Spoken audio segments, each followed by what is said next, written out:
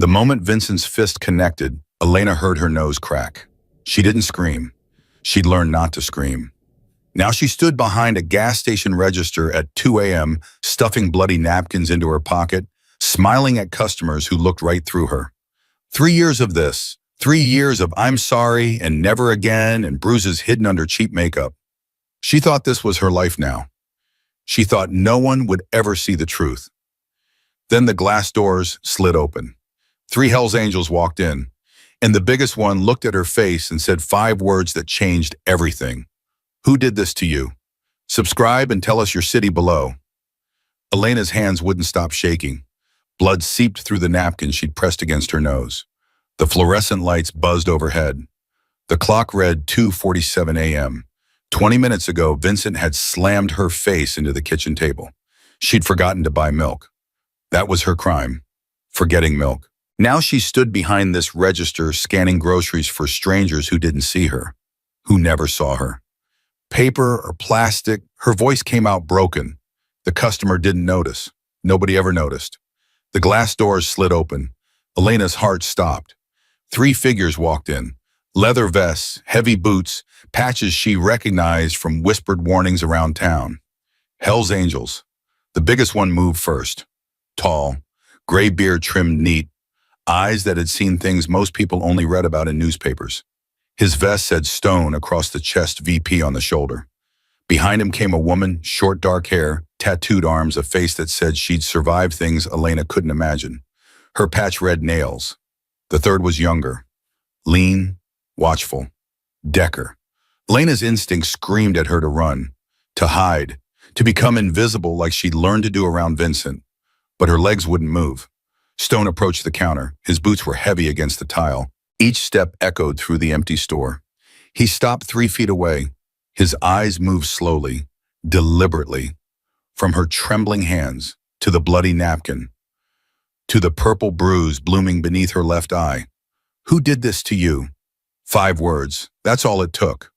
5 words, and Elena's carefully constructed lie crumbled. I fell. The excuse came automatically. Clumsy, hit a door. Stone didn't blink. Door must have had knuckles. Nails stepped closer, not crowding, just present. I was a trauma nurse for 15 years. I know what doors look like. She paused. That ain't a door. Lena's throat closed. Nobody asked questions. Nobody ever asked. Her coworkers looked away. Her neighbors looked away. Her own mother had told her to try harder, to be better, to stop provoking Vincent. Please, her voice cracked. I just need to finish my shift. Stone reached into his vest. Elena flinched hard, automatic, her body expecting violence. He noticed. His jaw tightened. He pulled out his wallet, placed a $50 bill on the counter. For the coffee, he said, keep the change. The coffee cost $3. I can't take this. You already did. His eyes held hers. Anyone asks, we bought a lot of snacks. Elena stared at the money. When was the last time someone had given her anything without expecting pain in return? Why? The word escaped before she could stop it. Stone went quiet. Something shifted in his face, something old and heavy and full of grief. My daughter asked me that once. Why did I care about strangers? He reached into his vest again and pulled out a worn photograph. A young woman, brown hair, bright smile. Her name was Sarah. She was 24 when her boyfriend beat her to death. Elena couldn't breathe. I was on a run when it happened. Thought she was safe. Stone's voice dropped. She wasn't. And I've spent 15 years making sure I never make that mistake again. The photograph disappeared back into his vest. You look about her age, Stone said quietly, and you've got that same look in your eyes, the one that says you've forgotten what hope feels like. Tears spilled down Elena's cheeks. She couldn't stop them. Didn't triumph. Nails moved beside her, close but not touching, present but not pressing. You don't have to tell us anything, Nails said, but if you ever need out, really need out, there's a shelter on Route 9, past the old mill, red door. She pressed a business card into Elena's hand. My cell's on there, day or night, doesn't matter what time. The glass door slid open again. Elena's blood turned to ice. Vincent walked in. He wore that smile, the one he used at church. The one that made everyone believe he was the kindest man in Redstone Valley. Baby, his voice was honey over razor blades. You forgot your lunch. He stopped when he saw the bikers. His smile didn't falter. It never did. That was the terrifying thing about Vincent. He could look at you with murder in his eyes and sweetness on his lips. Evening, Vincent said pleasantly. Everything okay here? Stone didn't move. Just getting coffee? Long ride. Long enough. Vincent's eyes slid to Elena. She felt his gaze like a hand around her throat. You okay, sweetheart? You look like you've been crying. I'm fine. The words tasted like ash. Just tired. She works too hard. Vincent moved closer. Elena's whole body screamed. I keep telling her to quit. She doesn't need to work. I take care of her. That right? Nail's voice was flat as stone. You take care of her nose too. Silence. Vincent's smile stayed frozen, but something shifted behind his eyes. Something Elena knew too well. Something that promised punishment later. She's clumsy, Vincent said smoothly. Aren't you, baby? Elena nodded. The lie was reflex now. Funny, Stone's voice cut like a blade. How clumsy she gets around you. Vincent's smile cracked. Just for a second. Just long enough. I don't know what you're implying, but my fiancé and I are fine. He grabbed Elena's wrist. Not hard enough to bruise in front of witnesses, just hard enough to remind her who owned her. We should go home. She's working. Stone stepped forward. She'll go home when her shift ends. With respect, Vincent's grip tightened. Elena bit her tongue. This is between me and my fiancé. Let go of her arm. Nail's voice dropped. Now. Nobody moved. Decker appeared behind Vincent, silent, close, too close. Vincent's head turned slightly. He registered the threat. Fine. He released Elena's wrist, hands raised in mock surrender. I didn't mean to cause trouble.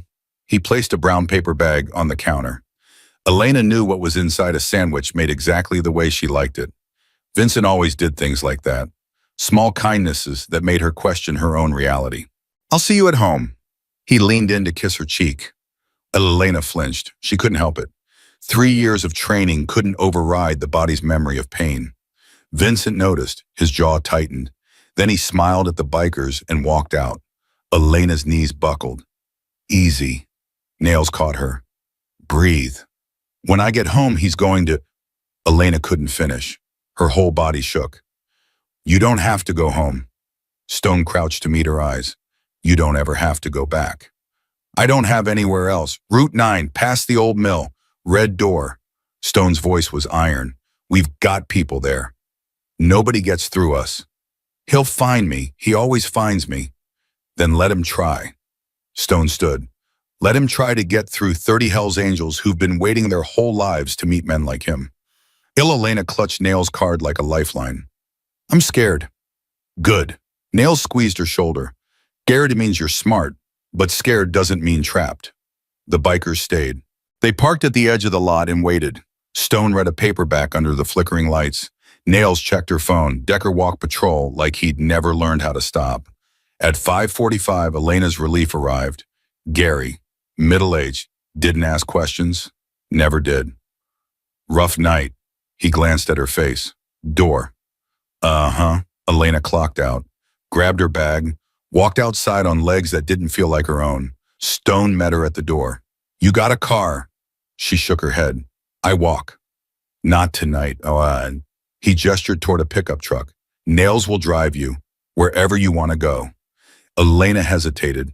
3 years she'd been asking permission to leave the house, to see her mother, to breathe without apologizing. The shelter, she heard herself say. Route 9. Stone's expression didn't change, but something softened in his eyes. Then that's where we're going. Elena climbed into the truck. Her hands trembled on the seatbelt. Her heart pounded so loud she could hear it. Behind her, 3 Harleys roared to life. As they pulled onto the highway, the sunrise painted the sky orange and pink. Elena let herself cry. Not from fear this time. From something that felt almost like hope. The shelter was hidden behind overgrown hedges at the end of a dirt road. A sign by the gate read Valley Haven because everyone deserves a safe place. Elena froze in the truck. I can't. Why not? He'll know. He knows everything. Someone will tell him. Nails killed the engine. This place is protected. Confidential. He can't touch you here. You don't know him. I know plenty like him. Nails turned to face her fully. I've seen women dead on gurneys because they believed leaving was more dangerous than staying. Her voice hardened. Staying is always more dangerous. Always. The front door of the shelter opened. A woman stepped out, black mid-40s gray streaking her natural hair. She walked toward them with the calm confidence of someone who'd seen everything. Morning, Nina? Morning, Dorothy. Nails nodded toward Elena. This is the 2 a.m. call. Dorothy leaned down. Her eyes were warm but sharp. I'm Dorothy. I run this place. She opened Elena's door gently. You want to come inside? We've got coffee, breakfast, and a bed. No pressure on anything else. Elena looked back at Nails. Go on. We'll be here when you need us. Elena stepped out. Her legs held. They held as she walked toward Dorothy. They held as she climbed the porch steps. They held as she crossed the threshold into a house that smelled like coffee and cinnamon and something she'd almost forgotten. Safety. Dorothy closed the door behind them. For the first time in 3 years, Elena didn't jump at the sound. The interview came later that morning. Dorothy sat across from Elena in a small office, afternoon sun streaming through the windows. How long? 3 years. Elena's voice was hollow. We met at church. He was everything I thought I wanted. When did it start? 6 months in, after I moved in. Elena stared at her hands. He said I embarrassed him at a party, talked too long to his friend. He hit me and cried for 2 hours afterward. And you stayed. He said it would never happen again. Elena's voice cracked. I believed him. Every single time. That's not stupidity. Dorothy leaned forward. That's conditioning. There's a difference. A knock at the door interrupted them. A young woman stuck her head in shaved head neck, tattoos, hard eyes. Dorothy, 3 bikers at the gate. Elena's heart lurched. Stone, a big guy with a beard. Yeah. Elena stood without thinking. Go on. Dorothy rose. This is your home now. See whoever you want. Stone stood at the front gate, Nails and Decker flanking him. How'd you sleep? Better than I have in years. Good. Stone's face tightened. Listen, we picked up some chatter. Your boyfriend's been busy. Elena's stomach dropped. What kind of chatter? He filed a missing persons report. Told the sheriff, you've been abducted by a biker gang. Stone paused. Half the town believes it. Elena pressed her hands to her face. This can't be happening. The sheriff's gonna come eventually, want to see you're okay. Then they'll tell him where I am. Silence. That was the problem. Vincent didn't need force. He just needed information. We're not gonna let that happen, Stone said. How? Watch us. The sheriff arrived at noon.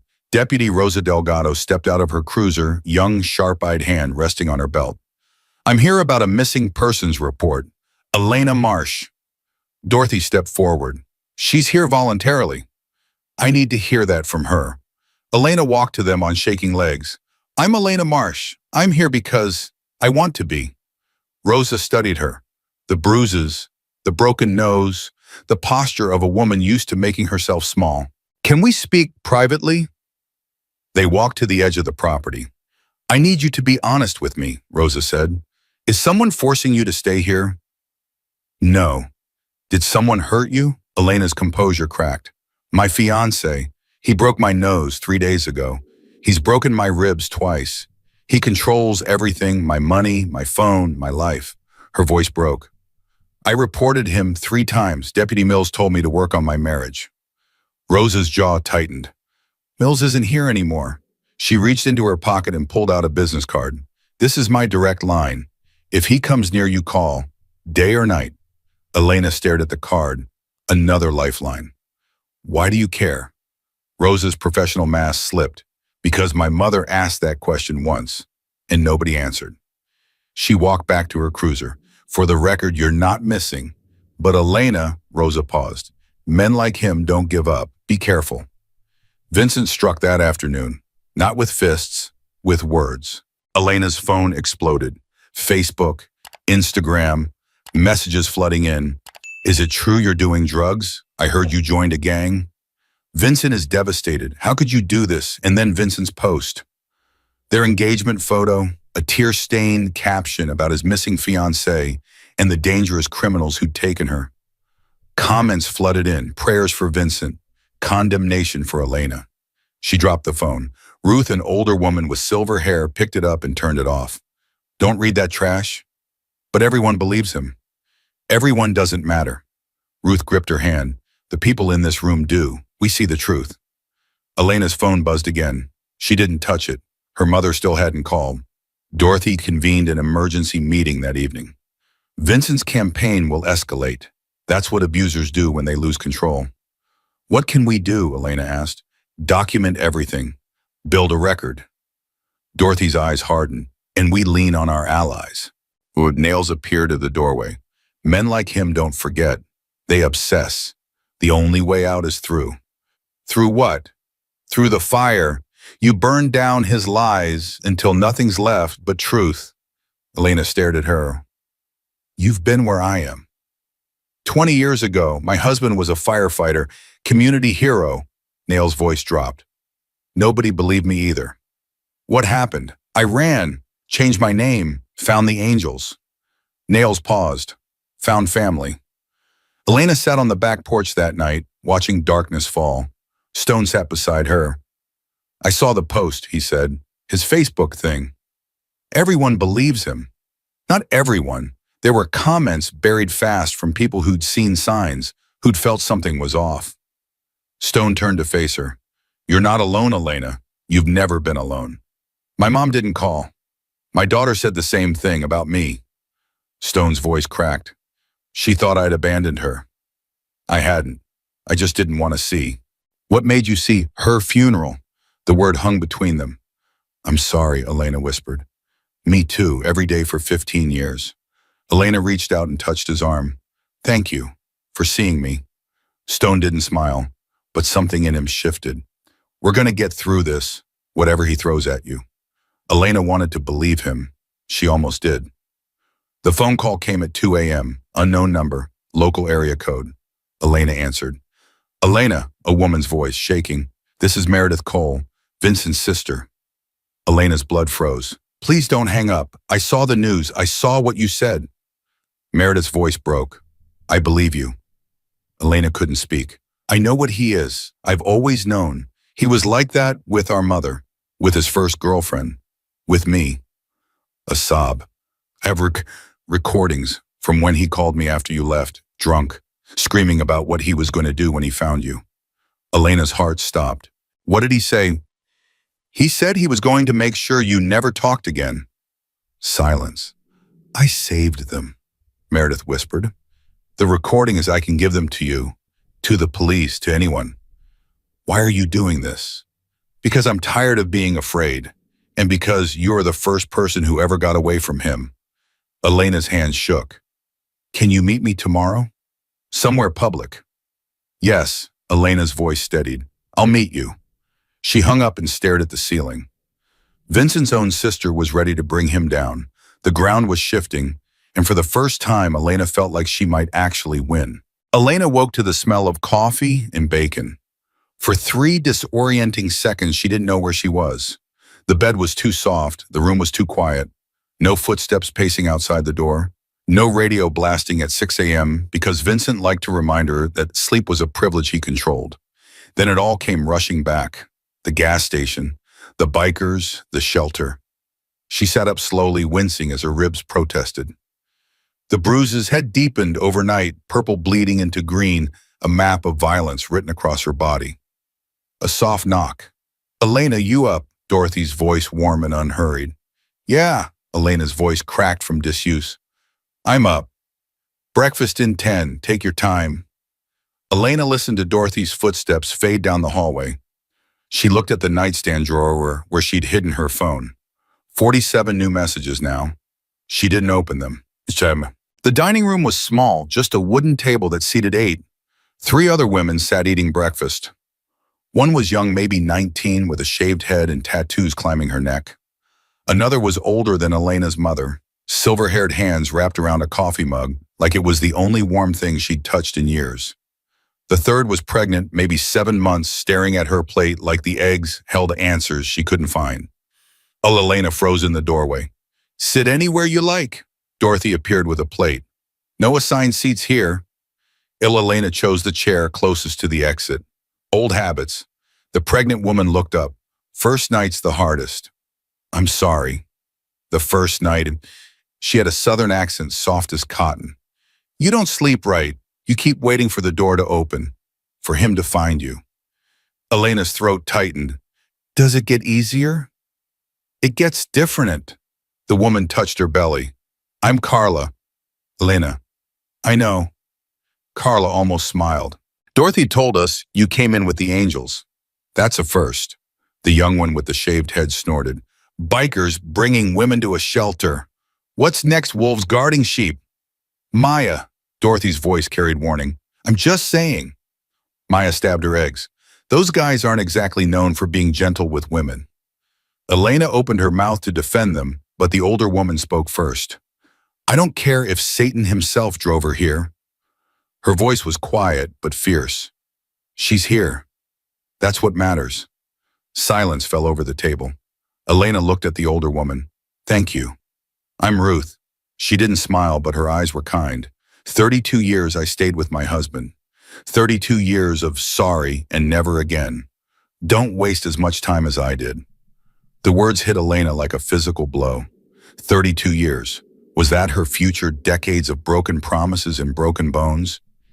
Eat, Dorothy said, gently sliding the plate closer. Whatever else happens today, you need food in your stomach. Elena picked up her fork. Her hands were still shaking, but she ate. Bite by bite, she ate. It was the first meal in months that didn't taste like fear. After breakfast, Dorothy led Elena to her office. We need to talk about next steps. Dorothy settled into her chair. You don't have to decide anything today, but it helps to know your options. Okay. First, legal protection. We can help you file for a restraining order. It's not a magic shield, but it creates legal consequences if he comes near you. Elena shook her head. He'll never follow it. Everyone believes him. The cops, the judge, they all go to his church. Then we document every text, every voicemail, every bruise, Sham. Dorothy's voice hardened. We build a case so strong that even his church friends can't ignore it. You don't understand. Elena's voice cracked. He's already spinning this.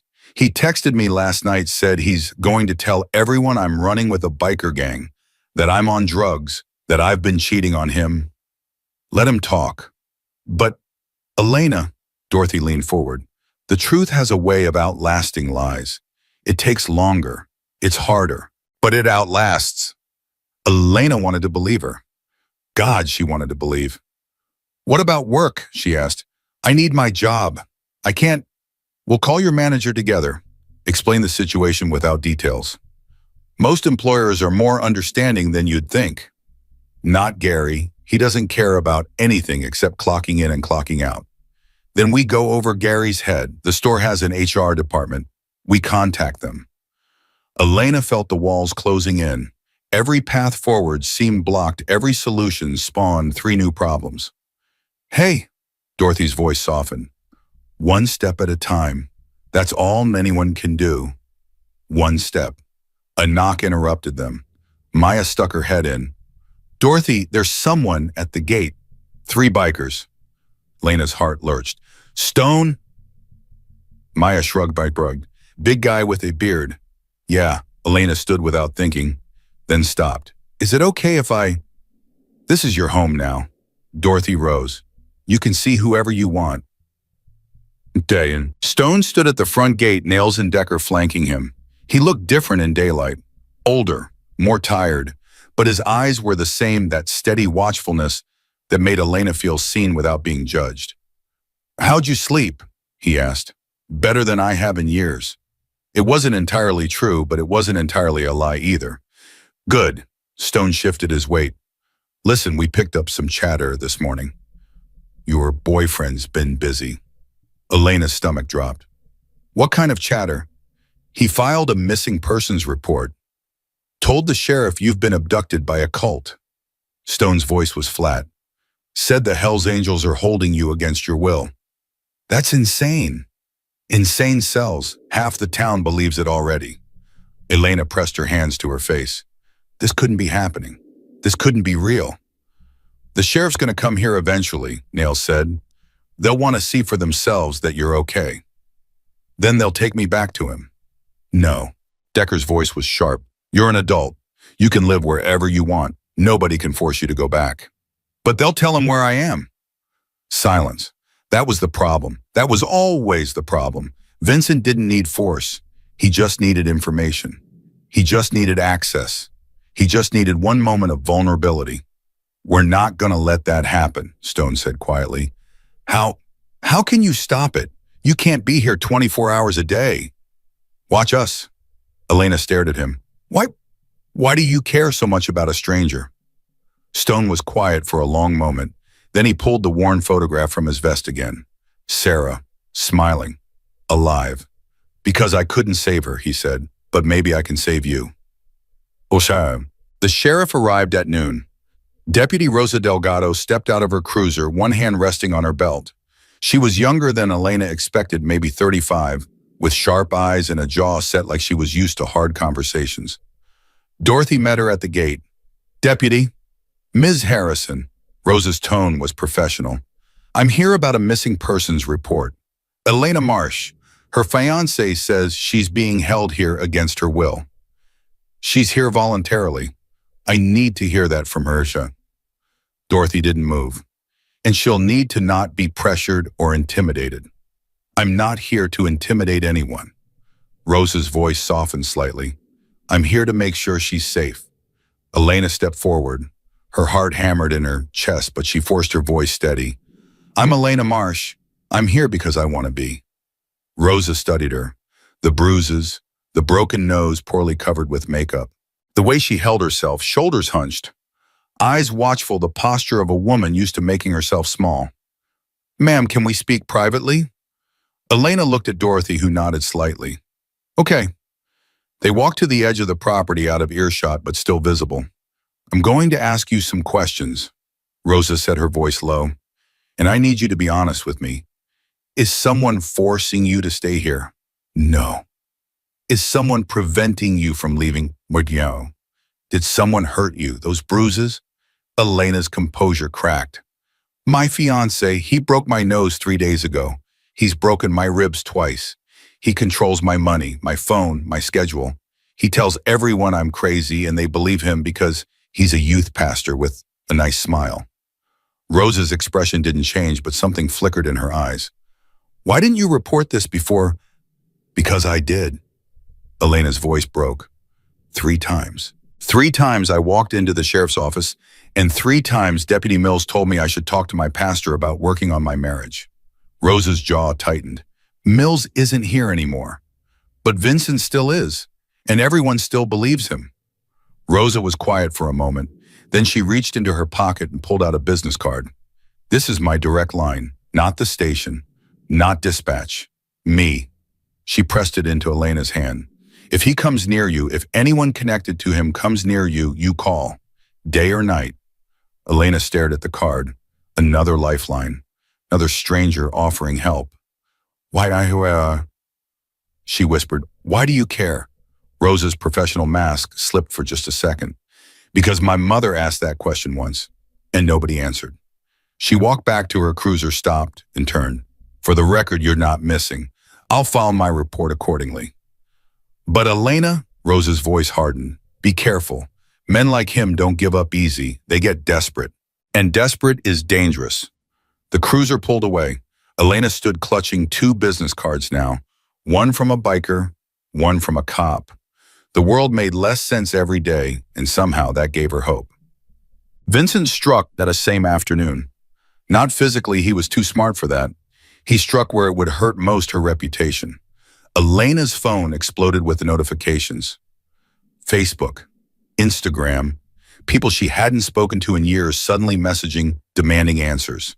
Is it true you're doing drugs? I heard you joined a gang. Vincent is devastated. How could you do this to him? I always knew you were unstable. And then the post. Vincent had shared their engagement photo with a long, tear-stained caption. The words painted him as a devoted fiancé worried sick about the woman he loved, begging the community to help find her before the dangerous criminals who'd taken her did something terrible. Comments flooded in. Praying for you, Vincent. Those bikers should be arrested. Elena was always troubled. We tried to help her. Stay strong, brother. Elena's hands shook so violently she dropped the phone. Ruth picked it up, glanced at the screen, and turned it off. Don't read that trash. But everyone doesn't matter. Ruth's voice was fierce. The people in that comment section don't pay your bills. They don't heal your bruises. They don't wake up screaming from nightmares. She gripped Elena's hand. The only people who matter are the ones in this room, the ones who see the truth. Elena wanted to believe her, but the weight of public condemnation pressed down on her chest like a physical thing. Her mother hadn't texted, not once. Dorothy called an emergency house meeting that evening. We need to prepare, she said, her voice steady. Vincent's campaign is going to escalate. That's what abusers do when they lose control. They try to control the narrative instead. What can we do? Carla asked, hand on her belly. Document everything, screenshot every message, save every voicemail, build a record. Dorothy looked at Elena. And we lean on our allies. Allies, Maya scoffed. Who the cops who ignored her for 3 years. Deputy Delgado is different. One good cop doesn't change a rotten system. Then we work outside the system. Dorothy's eyes held steel. We have connections with journalists, advocacy groups, legal aid organizations. If Vincent wants a war of public opinion, we'll give him one. Elena shook her head. I don't want a war. I just want to disappear. I just want him to forget I exist. He won't. Nail's voice came from the doorway. She'd slipped in without anyone noticing a habit from years of reading rooms before entering them. Men like him don't forget. They obsess. They escalate. The only way out is through. Through what? Nails crossed her arms. Through the fire.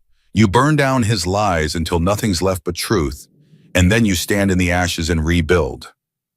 Elena stared at her. Easy for you to say. You're not the one whose whole life is being destroyed. You think I haven't been where you are? Nail's voice dropped low. 20 years ago, I was exactly where you are. Broken nose, broken ribs, broken spirit. My husband was a firefighter community hero. Everyone loved him. She paused. Nobody believed me either. What happened? I ran, started over, changed my name, found the angels. Nail's expression softened. Found family. But he still won. He still got to keep his life while you had to lose yours. No. Nail shook her head firmly. He got to keep a lie. I got to keep my life. There's a difference. Elena's vision blurred with tears. She wanted to believe it. She wanted to believe that survival was its own victory. But the weight of the comments, the accusations, the silence from her mother, it all pressed down until breathing felt like labor. I need air, she whispered. Dorothy nodded. Take as long as you need. Elena sat on the shelter's back porch, watching darkness fall. The crickets had started their nightly symphony. Somewhere in the distance, a dog barked. Normal sounds, normal life. Continuing on while her world collapsed. Footsteps behind her. Heavy boots. She didn't turn. She knew who it was. Stone sat down beside her, groaning slightly as his knees protested. Getting old, he muttered. Despite everything, Elena almost smiled. How old are you, Kyo? 52. Feels like 70. They sat in silence for a moment. I saw the post, Stone said finally. His Facebook thing. Elena flinched. Everyone saw it. I also saw the comments. Then you know, everyone believes him. Everyone thinks I'm the monster. Not everyone. Stone's voice was steady. There were some comments, buried, deleted fast, from people who said they weren't surprised, who said they'd seen signs, who said they'd always felt something was off about him. Elena looked at him. Really? Really? They got shouted down, bullied into silence, but they were there. Stone turned to face her. You're not alone, Elena. You've never been alone. You just couldn't see the others through the noise. Tears spilled in her cheeks. My mom didn't call, she whispered.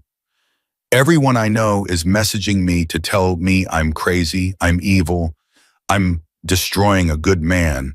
But my own mother can't even pick up the phone." Stone was quiet for a long moment. "My daughter said the same thing," he finally said, "about her mother, about me. She thought we'd abandoned her." His voice cracked. "We hadn't. We didn't see. We didn't want to see. It was easier to believe she was making bad choices than to believe we'd failed to protect her." Elena wiped her face. "What made you see her funeral?" The words hung in the air, heavy and final. "I'm sorry," Elena whispered. "Me too." Stone stared into the darkness. "Every day. For 15 years. I'm sorry." Elena reached out and touched his arm. The leather of his vest was warm from his body heat. "Thank you," she said, "for seeing me." Stone didn't smile, but something in his posture shifted like a weight had been lifted just slightly. "We're going to get through this," he said. "Whatever he throws at you, we're going to get through it." Elena wanted to believe him. She almost did. The first bomb dropped at midnight. Elena's phone lit up with an alert, a news notification from the local station. "Breaking: local woman allegedly kidnapped by biker gang fiancé pleads for help." The story featured Vincent's tear-streaked face, his trembling voice, his desperate plea for anyone with information about Elena's captors to come forward. And then the second bomb.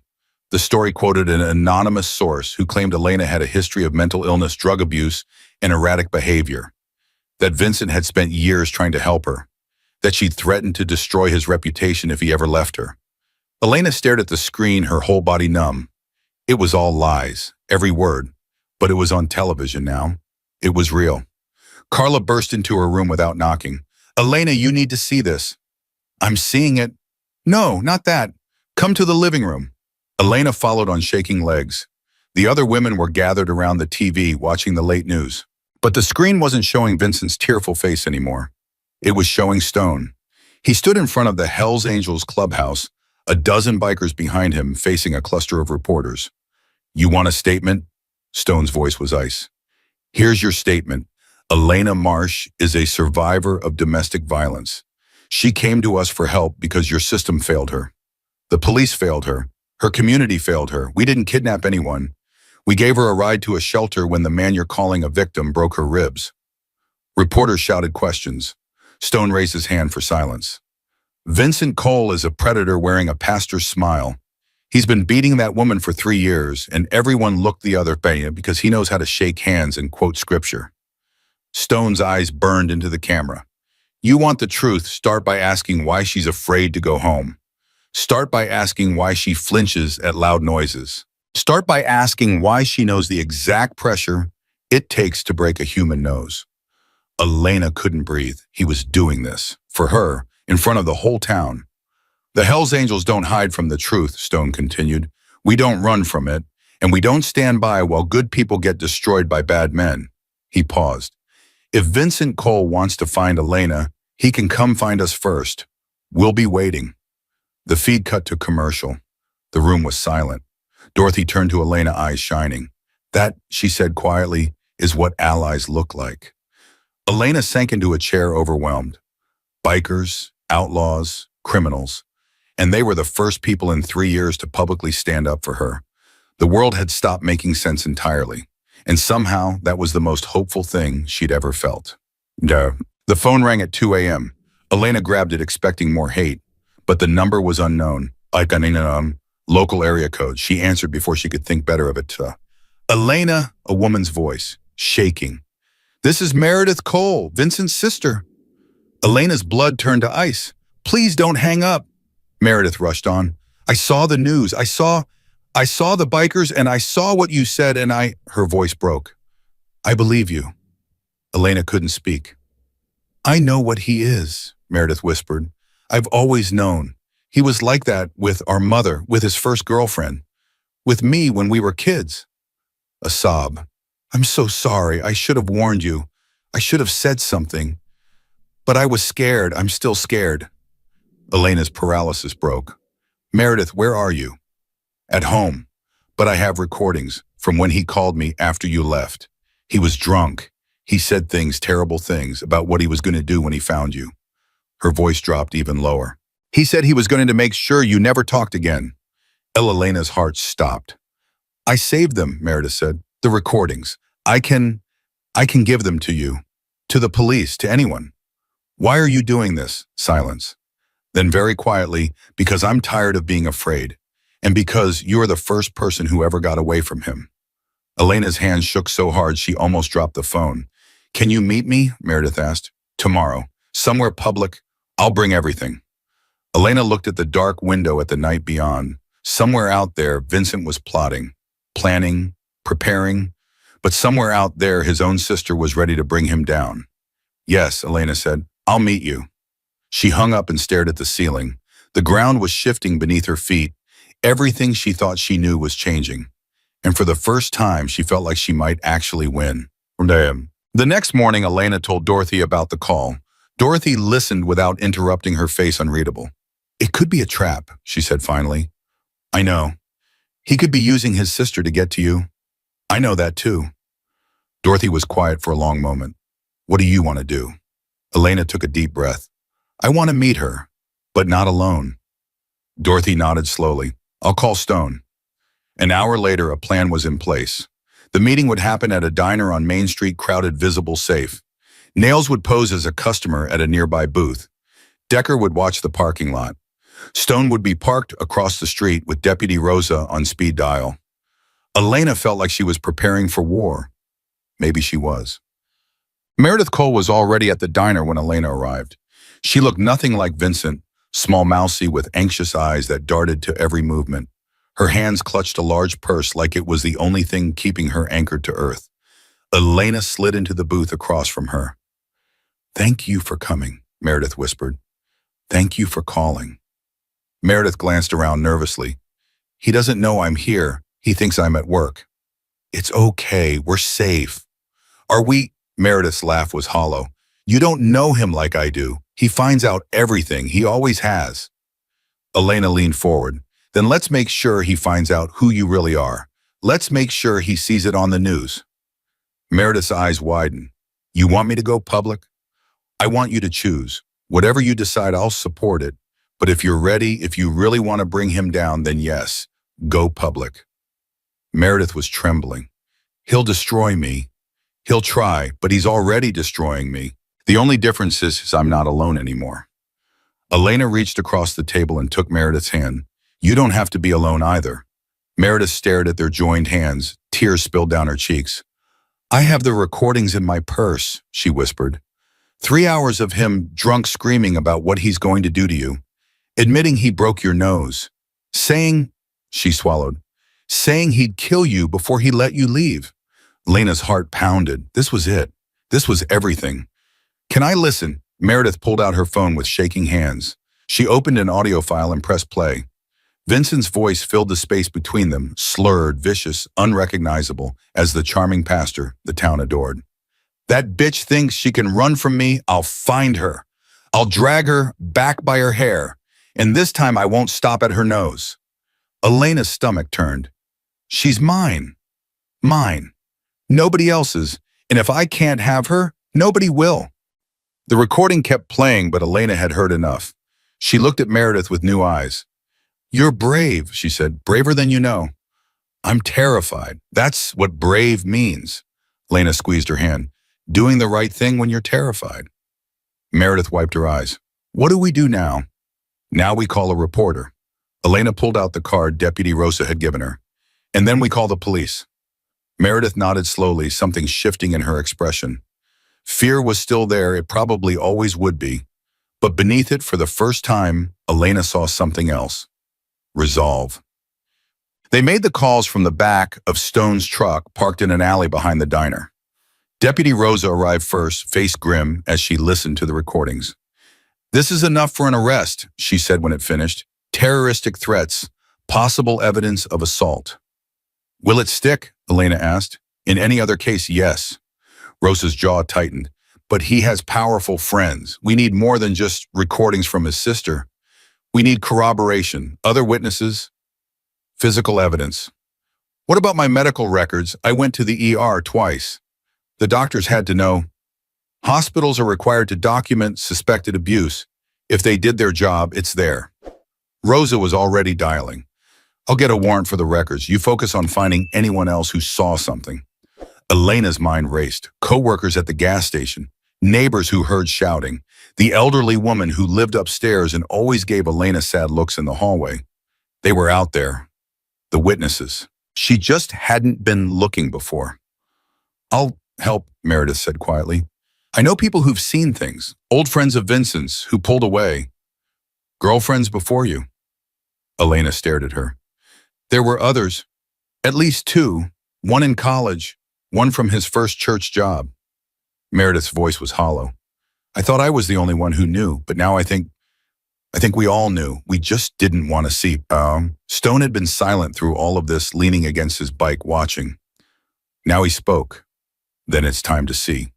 All of it. Elena took a deep breath. The storm was coming. She could feel it building pressure and electricity and the promise of devastation. But storms clear the air, and when this one passed, she was going to stand in the sunlight and breathe free.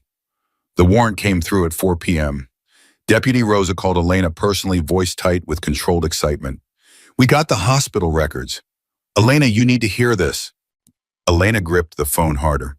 What did they find? 3 ER visits in 18 months, broken ribs twice, fractured wrist once. Every single time the attending physician noted injuries inconsistent with reported cause and flagged for possible domestic abuse. Rosa paused. They documented everything. Photos, measurements, x-rays. It's all there. Elena's knees buckled. She grabbed the kitchen counter to steady herself. Why didn't anyone call the police? They did. Rosa's voice turned bitter. Twice. Both times the reports were filed by Deputy Mills. Both times he marked them unfounded and closed the case within 24 hours. Elena felt sick. He buried them. But here's the thing about buried evidence, it doesn't disappear. It just waits. Dorothy appeared in the doorway, reading Elena's expression. She crossed the room quickly and put a steadying hand on her shoulder. What happens now? Elena asked. Now we arrest him. Rosa's voice hardened. I'm personally leading in the team. He's not slipping through again. Elena closed her eyes. 3 years of pain, 3 years of silence, 3 years of being told she was crazy, clumsy, ungrateful. And now finally someone was listening. When? She whispered. Tonight, 6 o'clock. We're picking him up at the church. He's got youth group on Wednesdays. Elena almost laughed. Youth group. Vincent Cole, abuser, manipulator, monster, standing in front of teenagers, teaching them about morality. I want to be there, she said. Rosa hesitated. That's not a good idea. I need to see it. I need to see him in handcuffs. I need to know this is real. Silence on the line. Then, stay in the car. Stay out of sight. If he sees you, it could complicate the arrest. I understand. I mean it, Elena. He's going to be angry, cornered. Men like him are most dangerous when they're cornered. I know. Elena's voice steadied. But I'm done hiding from him. She hung up and looked at Dorothy.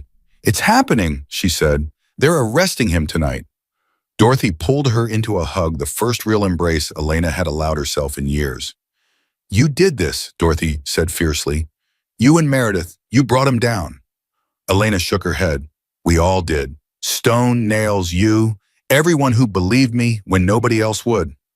That's what family does. Dorothy pulled back, the eyes shining. Now let's go watch that bastard get what he deserves. The drive to the church took 20 minutes. Stone insisted on coming. Nails too. Decker stayed at the shelter watching over the other women, but he'd wanted to be there. Elena sat in the back of Stone's truck, hands clasped in her lap, heart pounding so hard she could feel it in her throat. You okay? Nails asked from the passenger seat. No, Elena laughed shakily, but I'm going anyway. Stone caught her eye in the rearview mirror. That's the definition of courage, you know. Doing the hard thing when you're scared out of your mind. I don't feel courageous. I feel like I'm going to throw up. Same thing sometimes. They parked across the street from the church behind a van that blocked the view from the main entrance. Rosa's cruiser was already there along with 2 others. Deputies moved into position, casual but alert.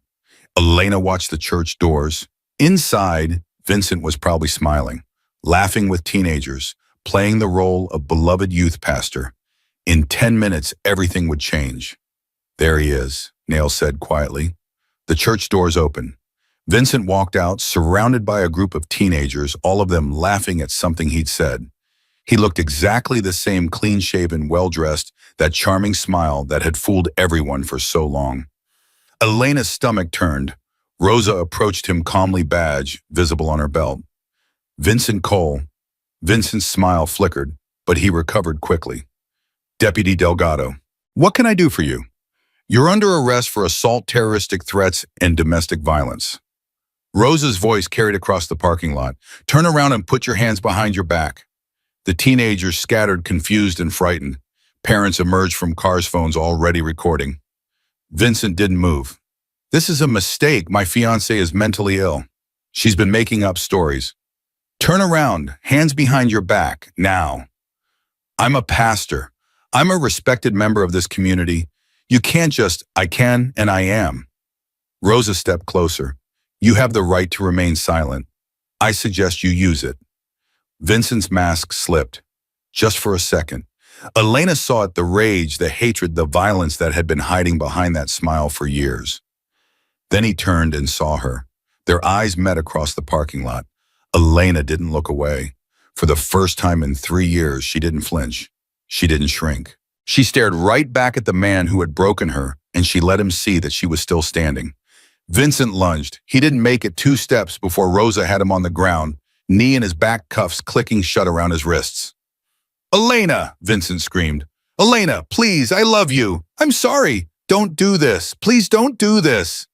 The words that had worked so many times before. The tears that had manipulated her into staying. The promises that had kept her trapped.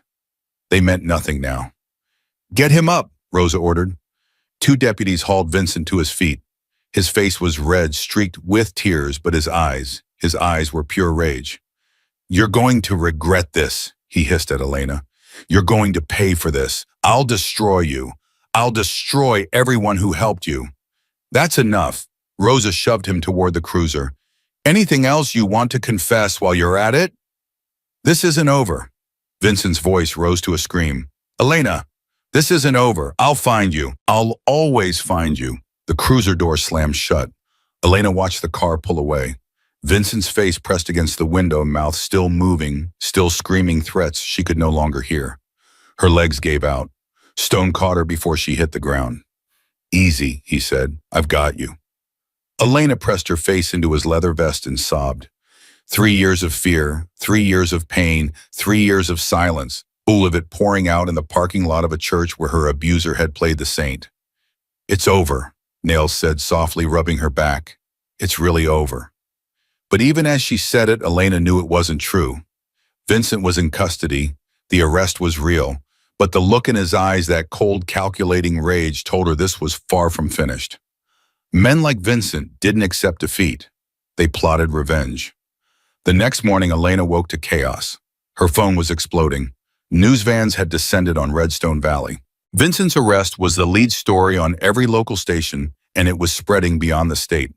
Youth pastor arrested for domestic violence.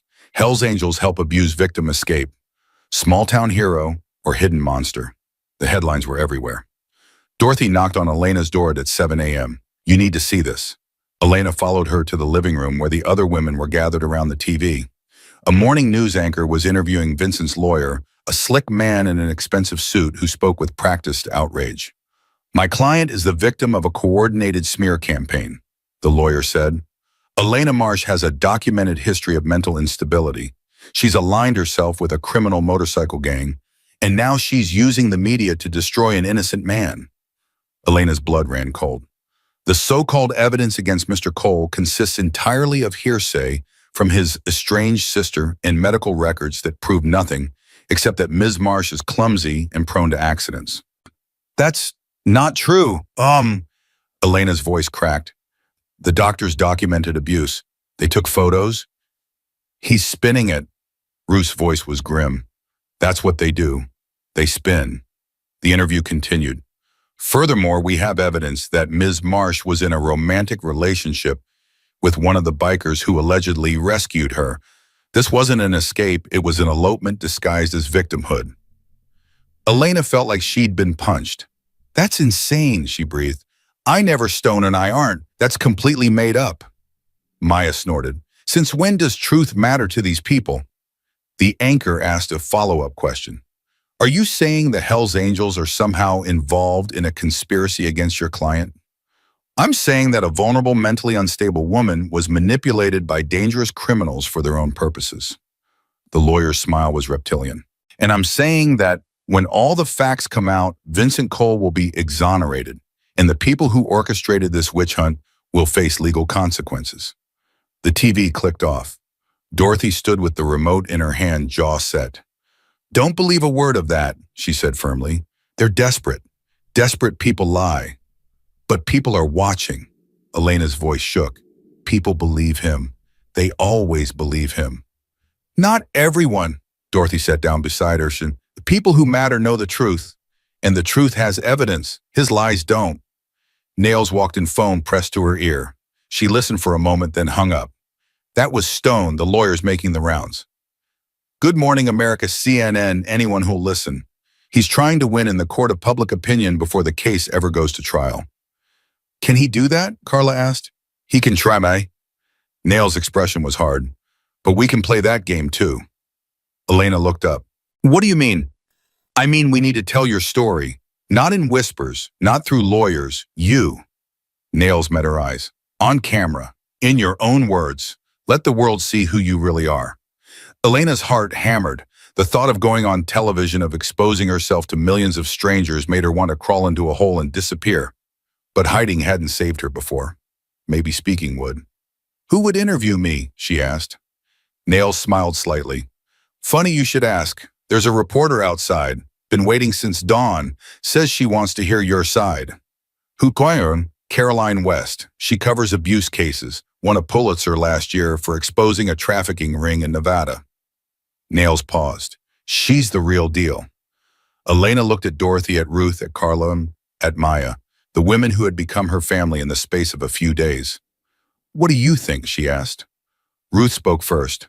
I think you've been silent long enough. Carla nodded. Tell them everything. Make them see. Maya shrugged. Burn that bastard to the ground. Dorothy squeezed her hand. Only if you're ready, no pressure. Elena took a deep breath. 3 years of silence. 3 years of swallowing her screams. No more. Bring her in, Elena said. I'm ready to talk. Caroline West was nothing like Elena expected. She was small, barely 5 feet, with graying hair pulled back in a simple ponytail and glasses that made her look like someone's grandmother. But her eyes were sharp, and when she shook Elena's hand, her grip was firm. Thank you for seeing me, Caroline said. I know this isn't easy. Nothing about the last 3 years has been easy. Elena sat down across from her at the kitchen table. This is just a different kind of hard. Caroline pulled out a recorder and set it between them. I want you to tell me everything. Start from the beginning. Take as long as you need. Elena looked at the recorder. Such a small thing. Such an enormous step. The beginning. She laughed bitterly. I don't even know where the beginning is anymore. Then start with where you are now. Start with the night you left. Lena closed her eyes. The gas station, the blood, the bikers walking in like angels in leather. She opened her eyes and began to speak. The interview lasted 3 hours. Elena told Caroline everything. The first punch, the gaslighting, the isolation from friends and family. The way Vincent would cry after hurting her, making her comfort him for his violence. The broken ribs she wrapped herself, because he said hospitals ask too many questions. The broken nose 3 days ago that finally broke something else, her belief that survival meant staying. She told her about Stone's daughter, about Nail's past, about the shelter and the women who had become her sisters. She told her about Meredith's recordings, about the buried police reports, about Deputy Mills looking her in the eye and telling her to work on her marriage. When she finished, Carolyn turned off the recorder. You're incredibly brave, she said quietly. I don't feel brave, I feel terrified. That's what brave is. Carolyn's eyes were bright with unshed tears. Brave is doing the right thing when you're terrified. Elena almost smiled. Someone told me that recently. Smart person. Carolyn packed up her recorder. I'm going to write this story, and I'm going to make sure the whole country reads it. What if they don't believe me? Some won't, some never will. Carolyn stood, but some will see themselves in you. Some will recognize the signs they've been ignoring in their own lives. Some will finally leave because you showed them it was possible. Elena's throat tightened. That's why I do this job, Carolyn continued, not to change everyone's mind, just to change enough minds, to save enough lives. She walked to the door, then paused. One more thing. Vincent's lawyer is claiming you and Stone are romantically involved. Is there any truth to that? Elena shook her head firmly. Stone is old enough to be my father. He helped me because I reminded him of his daughter, the one he couldn't save. There's nothing romantic about it. Carolyn nodded. I believe you, and I'll make sure everyone else does too. She left, and Elena sat alone at the kitchen table shaking. It was done. Her story was out there now in the hands of a journalist who would share it with the world. There was no taking it back. Dorothy found her an hour later still staring at the wall. You okay? I don't know. Elena's voice was distant. I just told a complete stranger the worst moments of my life, and tomorrow everyone will know. Everyone. Dorothy sat down beside her. How do you feel? Elena thought about it. The fear was still there, and it probably always would be, but beneath it something else was stirring. Lighter, she said finally. Like I've been carrying a weight I didn't know I was holding. That's the truth, Dorothy said. It's heavy until you share it, then it gets lighter. Does it ever go away completely? No, Dorothy's voice was honest, but it gets manageable, and one day you'll use it. You'll help someone else the way you were helped. Elena looked at her.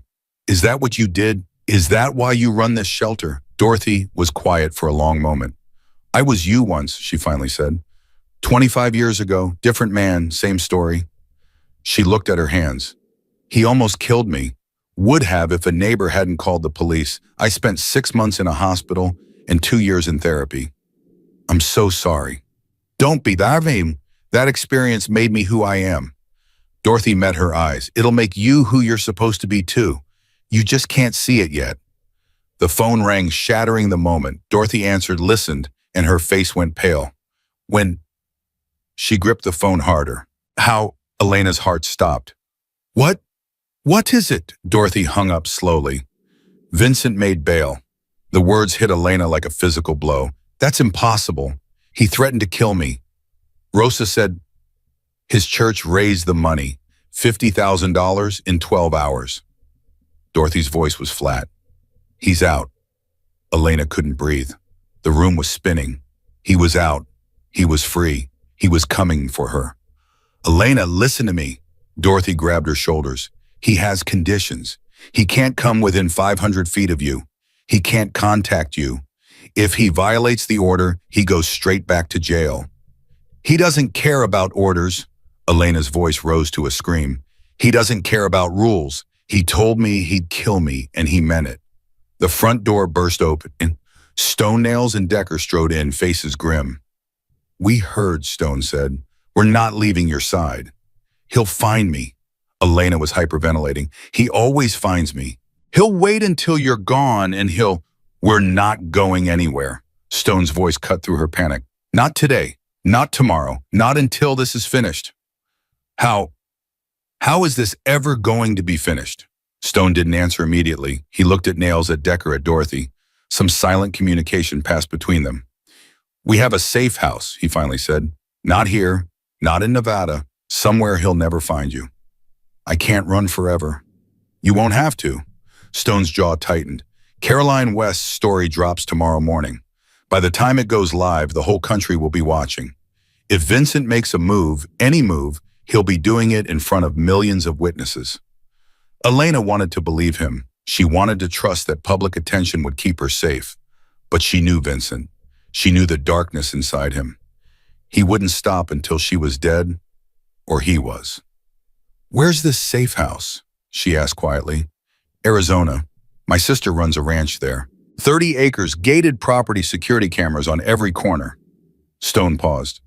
And about a dozen angels who've been waiting for a reason to put their skills to use. Elena looked around the room. at the women who had become her family, at the bikers who had become her protectors. She was tired of running, but she was more tired of dying. "Okay," she said, "let's go." They left within the hour. Elena packed what little she had clothes borrowed from the shelter, the leather bracelet Stone had given her, the 2 business cards that had become her lifelines. The other women gathered to say goodbye. Ruth hugged her fiercely. "You remember what I said. Don't waste time like I did." Carla, belly heavy with child, pressed a small cross into her palm. "For protection. My grandmother gave it to me." Maya, tough skeptical. Maya surprised everyone by crying. "You better come back," she said roughly. "You still owe me a game of cards." Dorothy held her longest. "You're stronger than you know," she whispered. "And you're not alone, not anymore. Never again." Elena climbed into Stone's truck, Nails beside her Decker following on his Harley. As they pulled away from the shelter, Elena looked back at the Victorian house with its peeling paint and overgrown hedges. It wasn't much, but it had saved her life. She faced forward and watched the road stretch into the distance. Arizona, a ranch, safety. And behind her, somewhere in Redstone Valley, Vincent Cole was making plans. The race had begun. They drove through the night. Elena dozed fitfully, jolting awake at every bump, every noise, every flash of headlights in the rearview mirror. Nails noticed. "Try to rest. We've got a long way to go." "I can't stop thinking about him. What he's doing, what he's planning. That's exactly what he wants." Nails' voice was firm. "He wants to live rent-free in your head forever. Don't let him." "How do I stop?"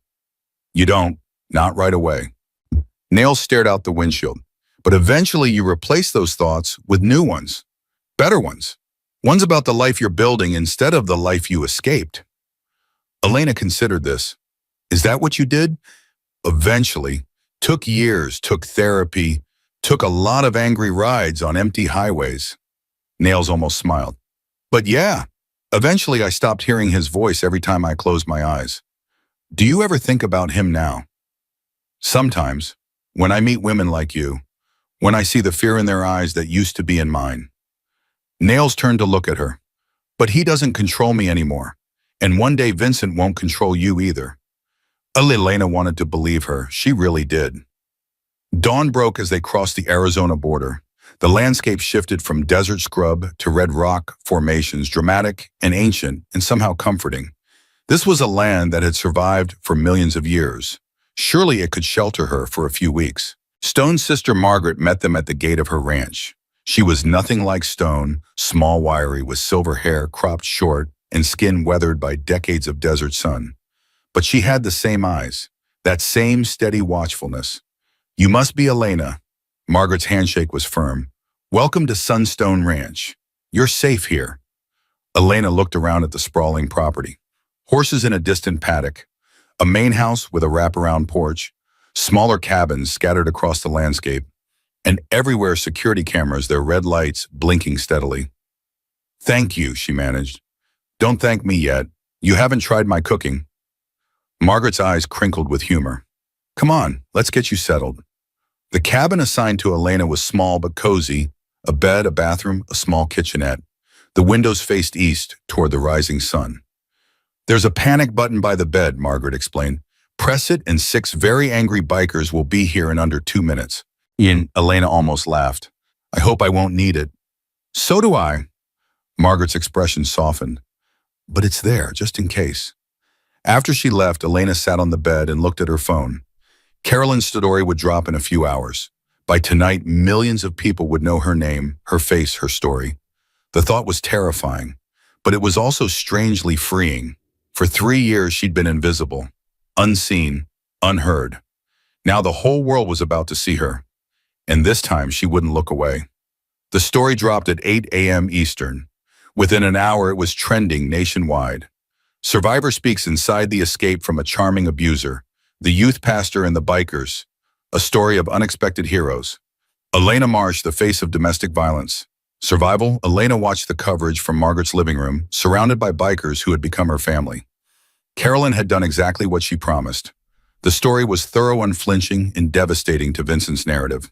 It included the hospital records, the buried police reports, excerpts from Meredith's recordings. And it included Elena's own words, quoted extensively describing the hell she'd lived through. Comments flooded in, thousands of them. Most were supportive, women sharing their own stories, men expressing horror at what they'd read, survivors reaching out to say they understood. But some were vicious, Vincent's supporters attacking her character, calling her a liar, threatening violence. Elena stopped reading after the first death threat. "They're just words," Nails said, taking the phone from her hand. "They can't hurt you.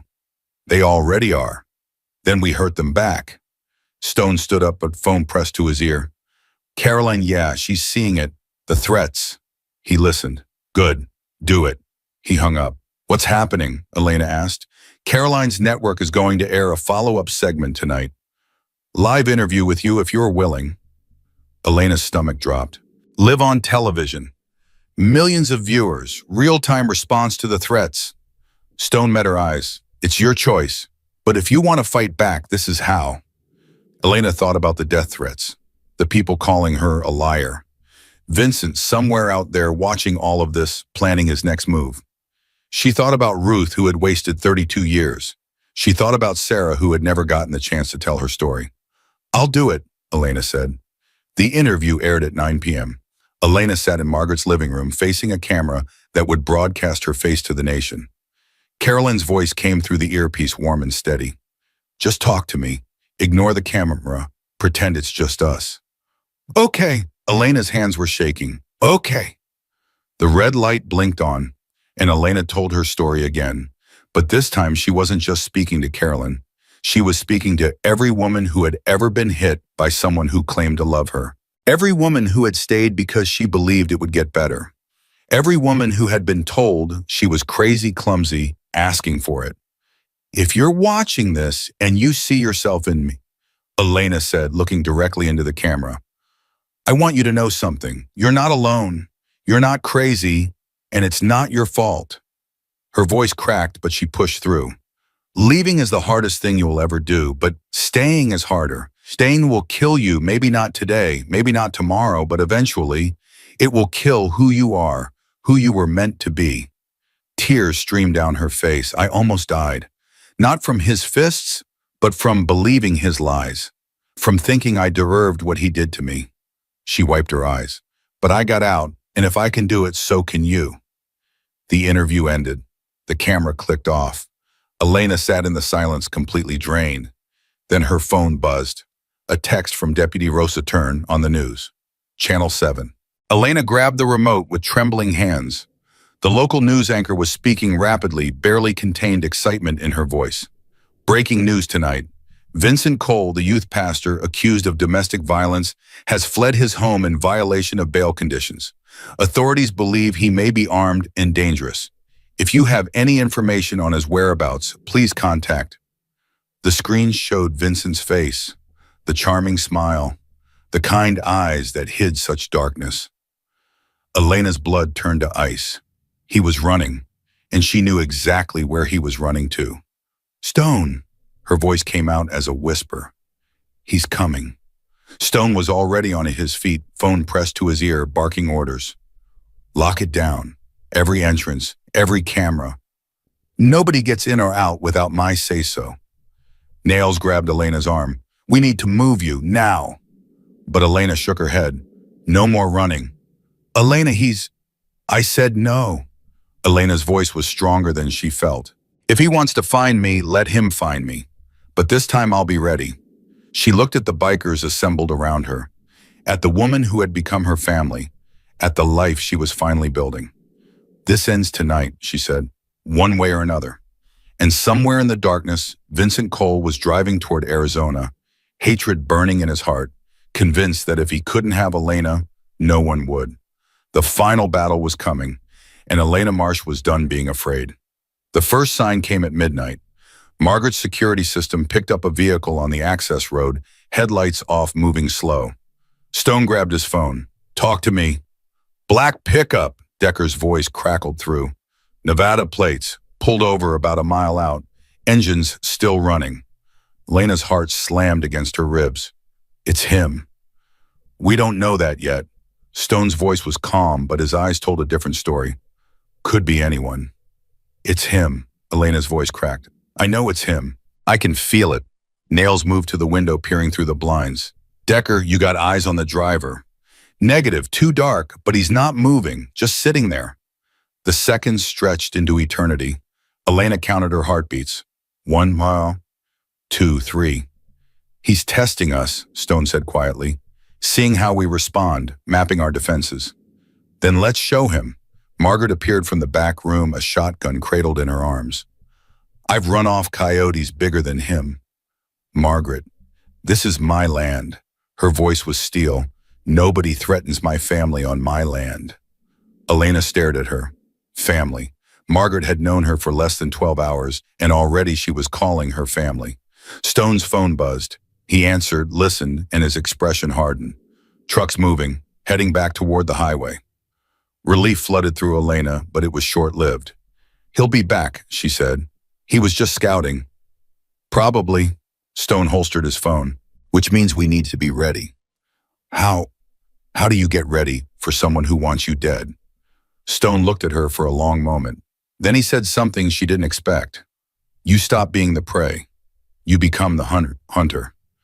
Elena didn't sleep that night. She sat in the living room surrounded by bikers who took shifts, watching the security monitors, drinking coffee that had long gone cold.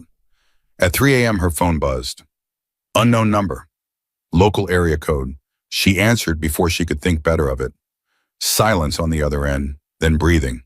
Slow, deliberate. I know you're listening, Elena. Vincent's voice was calm, almost pleasant. I know exactly where you are. Elena's blood froze. Did you really think a bunch of criminals could protect you from me? Did you really think running to Arizona would change anything? Her hands shook so violently, she almost dropped the phone. I've been watching you, on TV, telling your little lies to the whole world. His voice hardened. You made me look like a monster. You turned everyone against me, my church, my family, my whole life. Elena found her voice. You are a monster. I just made sure everyone could see it. Silence. Then very quietly, I'm going to kill you, Elena. Not tonight, maybe not tomorrow, but soon. And no one is going to stop me. The line went dead. Elena sat frozen, phone clutched in her hand, tears streaming down her face. Stone appeared beside her. Who was that?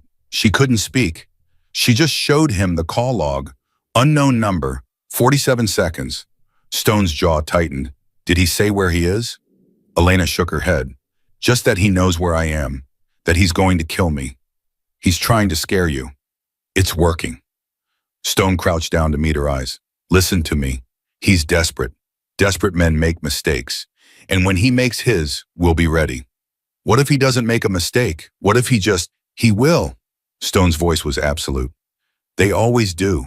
Pride gets in the way. Rage clouds judgment. He's already made his first mistake calling you. Now we know he's close. Now we know he's escalating. Elena wiped her face. How do you stay so calm? I'm not calm. I'm controlled. Stone stood. There's a difference. Calm means you don't feel the fear. Controlled means you feel it and act anyway. He handed her a cup of fresh coffee. Drink, breathe, and remember you're not alone in this fight. Lena took the cup with trembling hands. For the first time since Vincent's call, she let herself believe Stone might be right. Dawn broke over the desert, painting the rocks in shades of orange and gold. Deputy Rosa called at 6 a.m. We traced the call, she said without preamble. Burner phone purchased at a gas station in Flagstaff yesterday afternoon. Elena's stomach dropped. Flagstaff is only 2 hours from here. I know, we've got units en route. State police are setting up checkpoints on all major highways. He won't use major highways. He's too smart for that. We know that too. Rosa's voice was grim. Elena, I'm going to be honest with you. We're doing everything we can, but he's had a head start. He knows how to disappear. Then what do I do? You stay where you are. You stay surrounded by people. And you trust that we're going to find him before he finds you. Elena wanted to scream, trust, a system that had failed her for 3 years. Trust cops who had buried her reports and told her to work on her marriage. But Rosa wasn't those cops. Rosa believed her. Rosa was fighting for her. Okay, Elena said quietly. I'll trust you. Good. I'll call the moment we have anything. The line went dead. Stone was watching her. What's the move? We wait. Elena's voice was hollow. We wait and hope they find him before he finds me. That's not a plan. That's a prayer. Then what do you suggest? Stone was quiet for a moment. Then he looked at Margaret. How well do you know this land? Margaret raised an eyebrow. I've lived here 40 years. I know every rock, every trail, every hiding spot within 20 miles. Good, because if he's coming, he's not coming by road. He's too smart for that. Stone turned to the other bikers. We need patrols, overlapping routes, eyes on every approach. We're already stretched thin, Decker pointed out. 6 guys can't cover 30 acres. Then we don't cover the land, we cover her. Stone looked at Elena. You don't go anywhere alone. You don't step outside without at least 2 people with you. Understood? Elena nodded, and if he does make it through, Stone reached into his vest and pulled out a small handgun. You know how to use one of these? Elena stared at the weapon. No. Then it's time to learn. The lesson was brutal. Margaret took her behind the barn, set up targets on hay bales, and showed her how to hold the gun, how to aim, how to squeeze the trigger without flinching. Elena's first shot went wide, kicking up dust 10 feet from the target. Again, Margaret said. The second shot was closer. The third hit the edge of the bale. You're jerking the trigger, Margaret observed. Squeeze it, slow and steady. Elena tried again, and again, and again. By the 10th round, she was hitting the target consistently. Good. Margaret reloaded the gun and handed it back. Now imagine that target is him. Elena's hands trembled. I don't know if I can. You can. Margaret's voice was fierce. If it comes down to your life or his, you pull that trigger. You don't hesitate. You don't think about who he was or what he meant to you. You think about surviving. Elena looked at the gun in her hands. Such a small thing. Such enormous power. I spent my whole relationship being afraid of him, she said quietly. I don't want to spend the rest of my life being afraid of becoming him. Margaret softened. There's a difference between violence and self-defense. One is about power. The other is about survival. She put a hand on Elena's shoulder. You're a survivor, Elena. That's not going to change because you learned to protect yourself. Elena took a shaky breath. Okay, show me again. They practiced until Elena's arms ached and her ears rang from the gunshots. But when she finally holstered the weapon, something had shifted inside her. She wasn't just running anymore. She was ready to fight back. The call came at noon. Rosa's voice was tight with urgency. We found his truck, abandoned in a ravine about 15 miles from you. Elena's blood ran cold. He's on foot. We've got tracking dogs en route, helicopters in the air. But Elena, the terrain out there is rough. Lots of places to hide. He's already here, isn't he? Silence on the line. Then quietly, it's possible. We can't rule it out. Stone grabbed the phone from Elena's hand. Deputy, how long until your people get here? 45 minutes, maybe an hour. That's too long. I know, that's why I'm calling. Rosa's voice cracked slightly. I'm on my way personally, 20 minutes out. But Stone, if he's already on the property, then we'll handle it. Don't do anything stupid. If you hurt him before we can arrest him, we won't touch him unless we have to. Stone's voice was iron. But if he threatens Elena, all bets are off. He hung up and turned to the assembled group. You heard her, 15 minutes until he could reach us on foot. Maybe less if he's moving fast. Stone's eyes swept the room. Decker, you and Marcus take the east perimeter. Nails, you're with me on the west. Margaret, you stay with Elena in the main house. I want to be out there, Elena said. Absolutely not. He's coming for me. You should stay alive. Stone's voice softened slightly. Let us do our job. When this is over, you can yell at me all you want. Elena wanted to argue. Every instinct screamed at her to be active, to do something, anything except wait. But she also knew Stone was right. Okay, she said, but I'm keeping the gun. Stone almost smiled. Wouldn't have it any other way. The next 30 minutes were the longest of Elena's life. She sat in Margaret's living room, gun on the coffee table in front of her ears, straining for any sound. Margaret paced by the window, shotgun in hand. The radio crackled periodically, Stone checking in Decker, reporting positions, the occasional burst of static that made Elena's heart stop. He's out there, Elena whispered. I can feel him watching. Feeling isn't knowing. Margaret's voice was steady. And even if he is, he's not getting through. You don't know him like I do. He doesn't give up. He doesn't stop. Neither do we. The radio crackled again. Stone's voice urgent. Movement on the North Ridge. Single figure moving fast. Elena's stomach dropped. Description. Male, dark clothing. Can't make out the face. A pause. He's heading for the barn. Margaret grabbed Elena's arm. Come on. Back room. Now. But now they moved quickly, Margaret pushing Elena into a small storage room at the back of the house. One window, reinforced door, clear sight line to anyone approaching. Stay here. Don't come out until I tell you it's safe. Margaret. I mean it, Elena. Margaret's eyes were fierce. Whatever happens, you stay in this room. She closed the door and Elena heard the lock click into place. Silence. Then footsteps. Multiple people running. Shouts in the distance. Elena gripped the gun so hard, her knuckles turned white. The radio in her pocket crackled. Stone's voice breathless. Lost visual.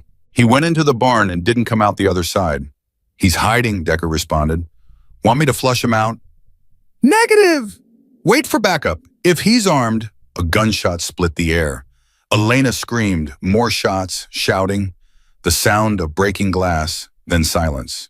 Elena stood frozen, gun raised, pointing at the door. The radio crackled. Elena, Stone's voice. Elena, are you there? She fumbled for the radio with shaking hands. I'm here. What happened? Who fired? He did. Took a shot at Decker from the barn loft. Missed.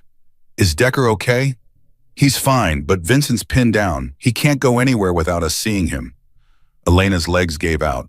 She slid down the wall, clutching the radio. What now? We wait for the cops. They're 10 minutes out. Stone paused. Elena, I need you to stay exactly where you are.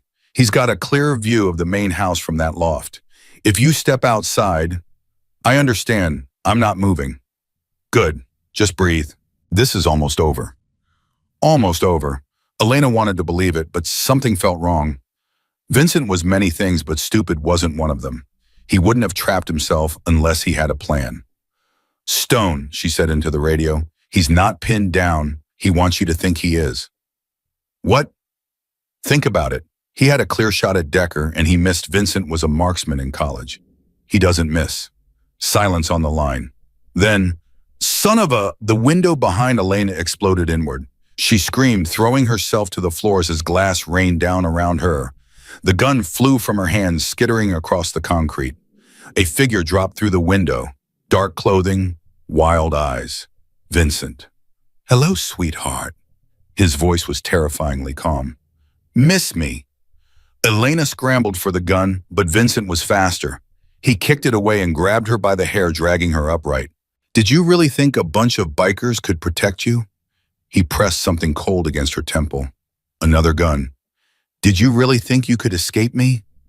Elena's vision swam. The pain in her scalp was blinding. She could feel his breath on her neck, hot and rancid. Vincent, please. Please, he laughed. That's what you used to say when I hit you. Please, Vincent. I'm sorry, Vincent. It won't happen again, Vincent. His grip tightened. But it always happened again, didn't it? Because you couldn't keep your mouth shut. You couldn't be grateful for what you had. Footsteps pounded outside. Stone's voice shouting, Elena! Elena, answer me. Tell them to back off, Vincent hissed, or I'll splatter your brains all over this wall. Elena's hands shook. She reached for the radio, but Vincent grabbed it first. Stone, is it? Vincent's voice was eerily pleasant. This is Vincent Cole. I have your little project here. If anyone comes within 50 feet of this house, she dies. Silence on the line. Then Stone's voice deadly calm. What do you want? What do I want? I want my life back. I want my reputation back. I want the last week to have never happened.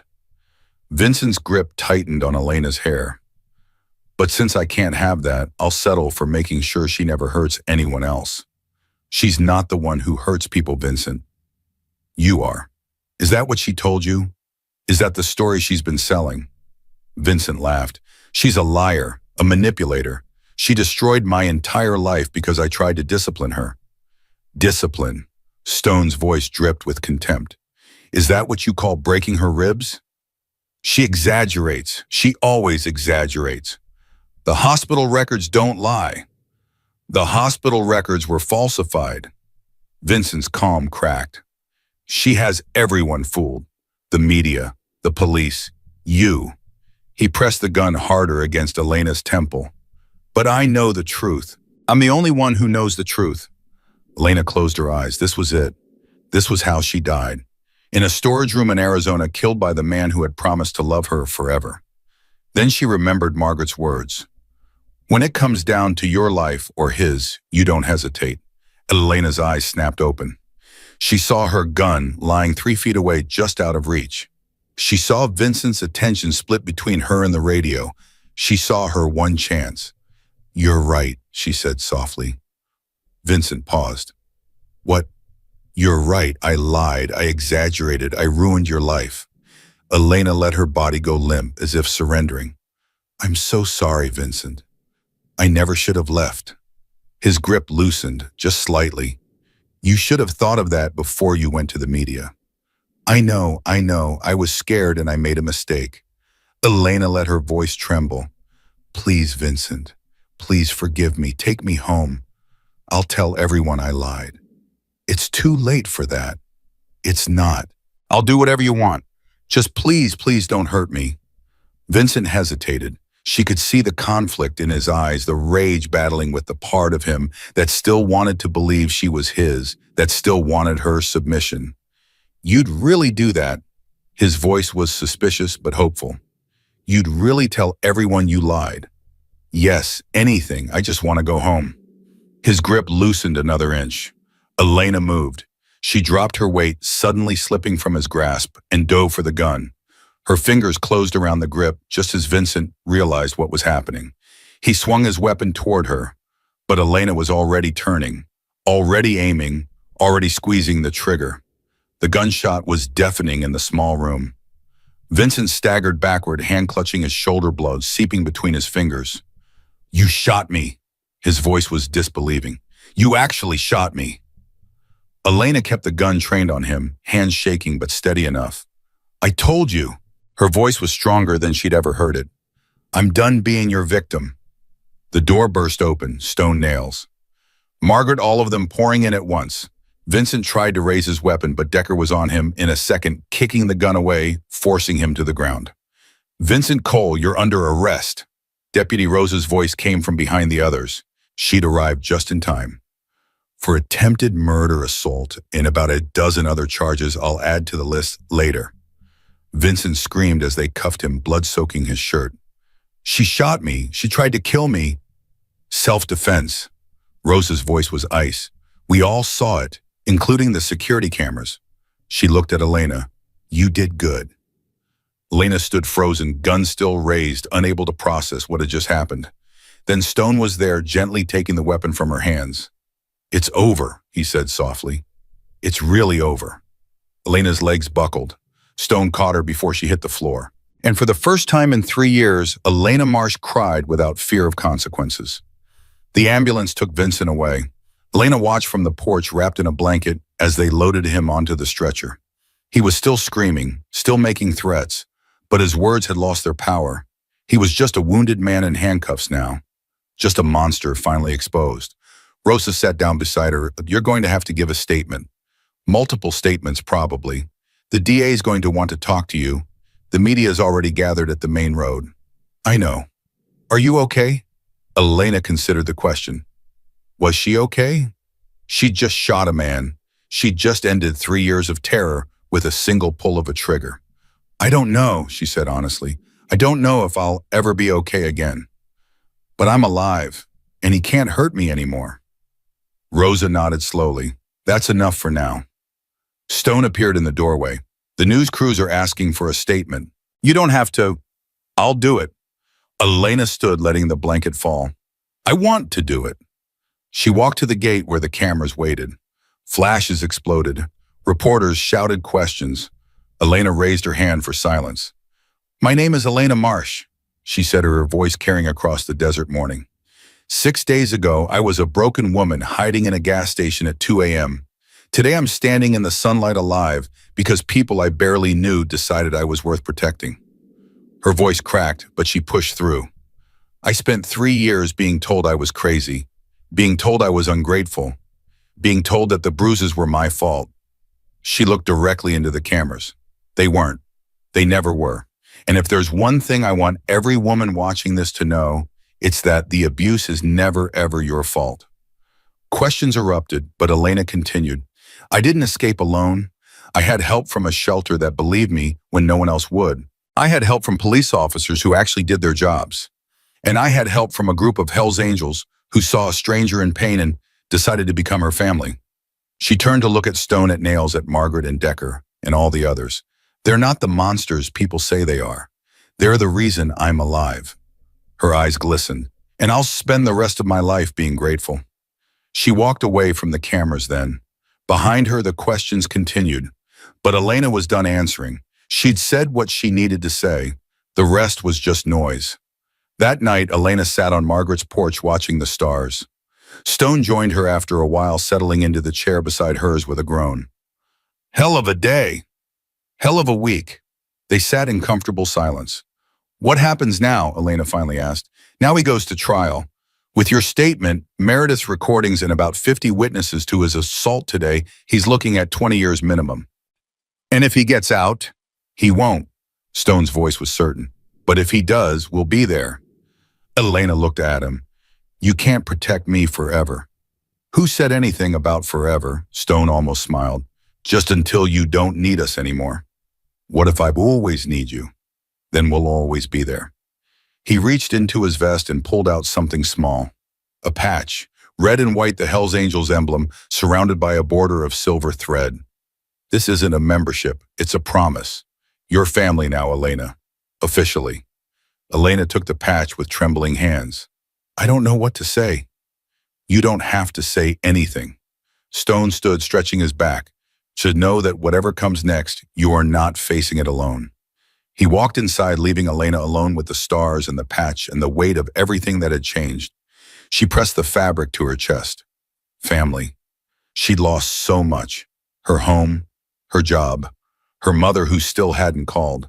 But she'd gained something too, something she'd never expected to find.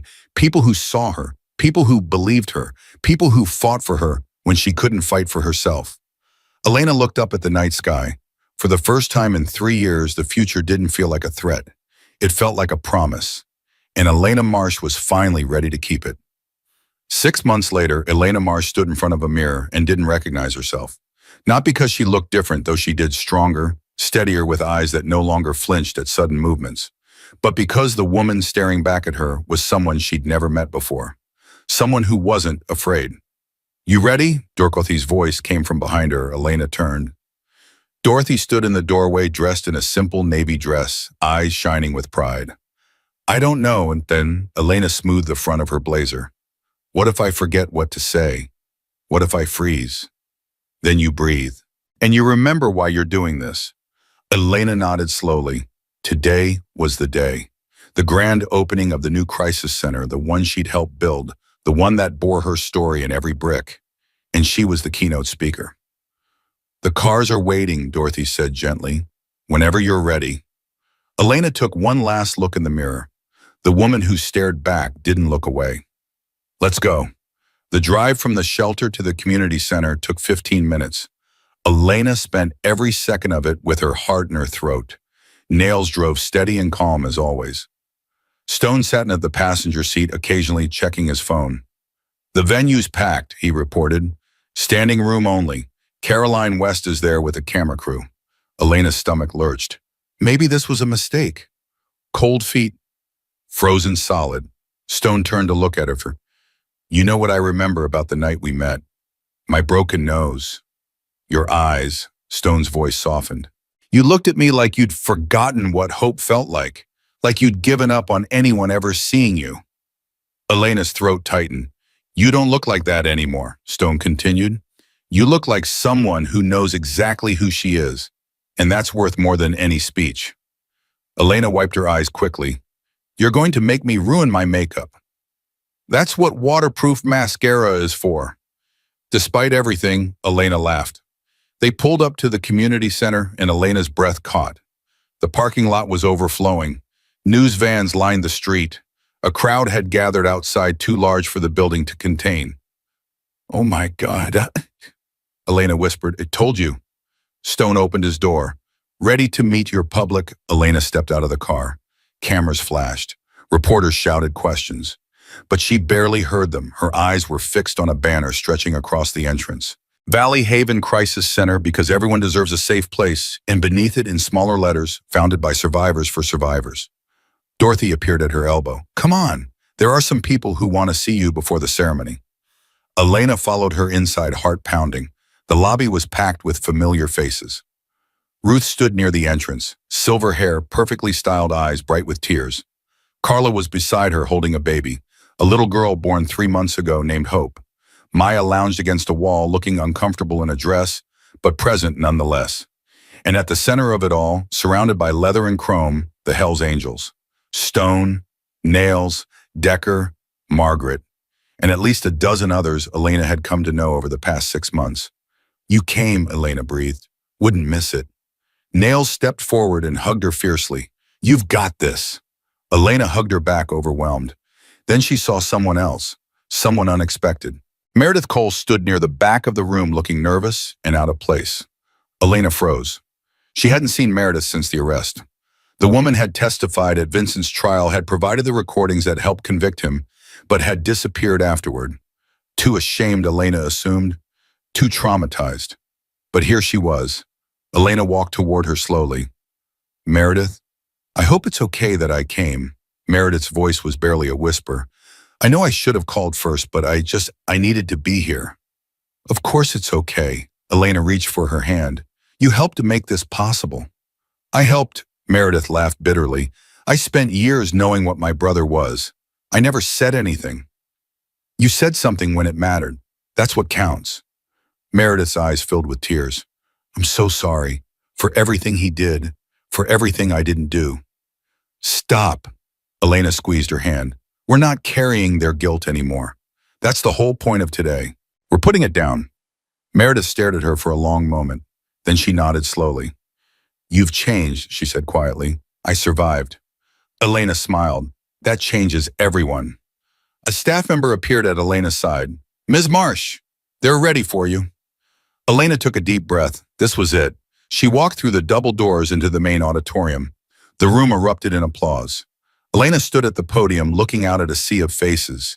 She saw survivors she'd met at Valley Haven, community leaders who had donated to the cause, journalists who had covered her story, ordinary people who had driven hours just to hear her speak. The applause faded. Silence fell. Elena's prepared speech sat in front of her, every word carefully crafted. She looked at it for a moment. Then she pushed it aside. 6 months ago, she began, her voice steady. "I was a cashier working the graveyard shift at a gas station. I had a broken nose, 2 cracked ribs, and a boyfriend who convinced me that I deserved every bruise he gave me." The audience was utterly still. "I thought I was invisible. I thought no one could see me.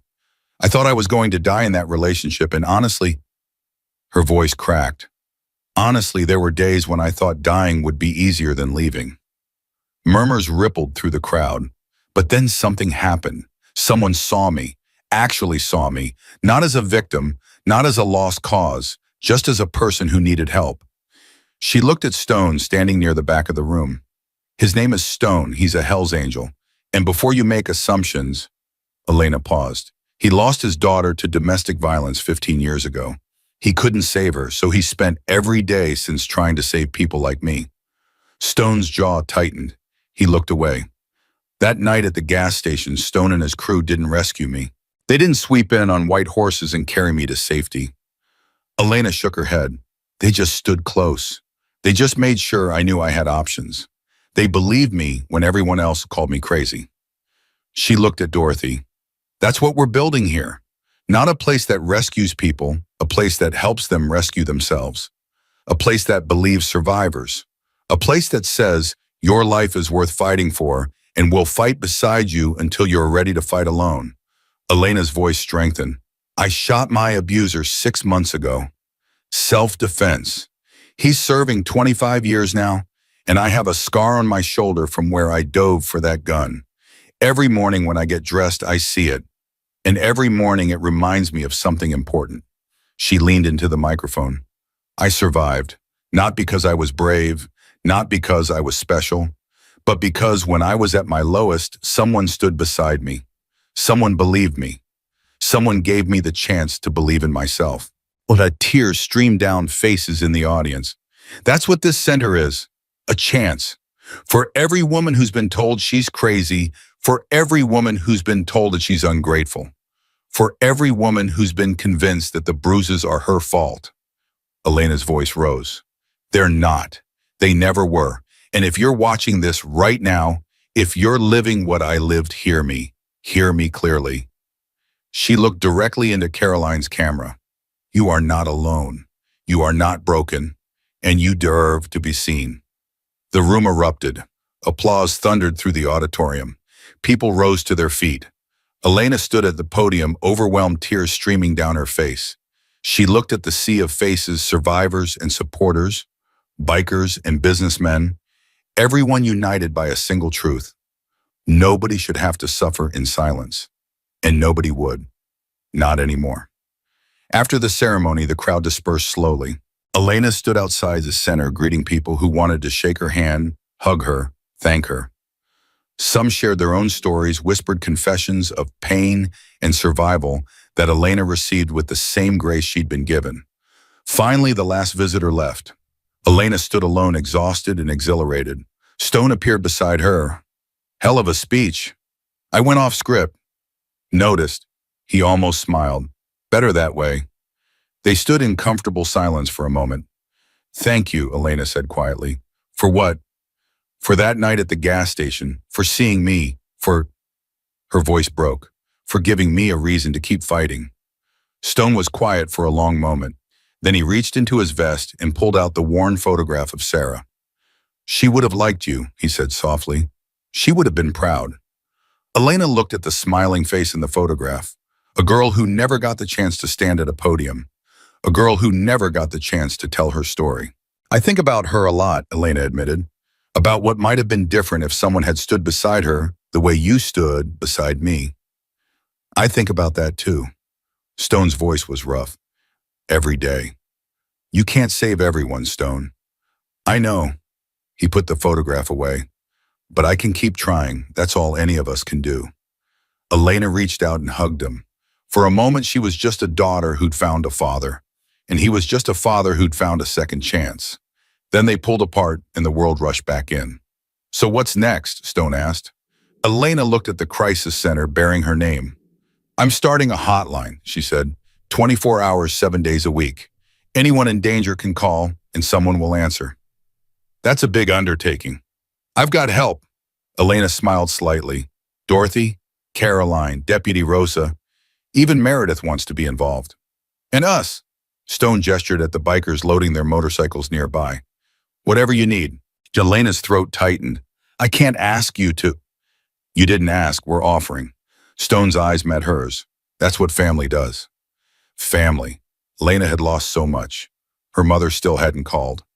Most of her old friends had believed Vincent's lies. The life she'd known before was completely gone. But she'd built a new one, stronger, realer, filled with people who loved her, not despite her scars, but because of them.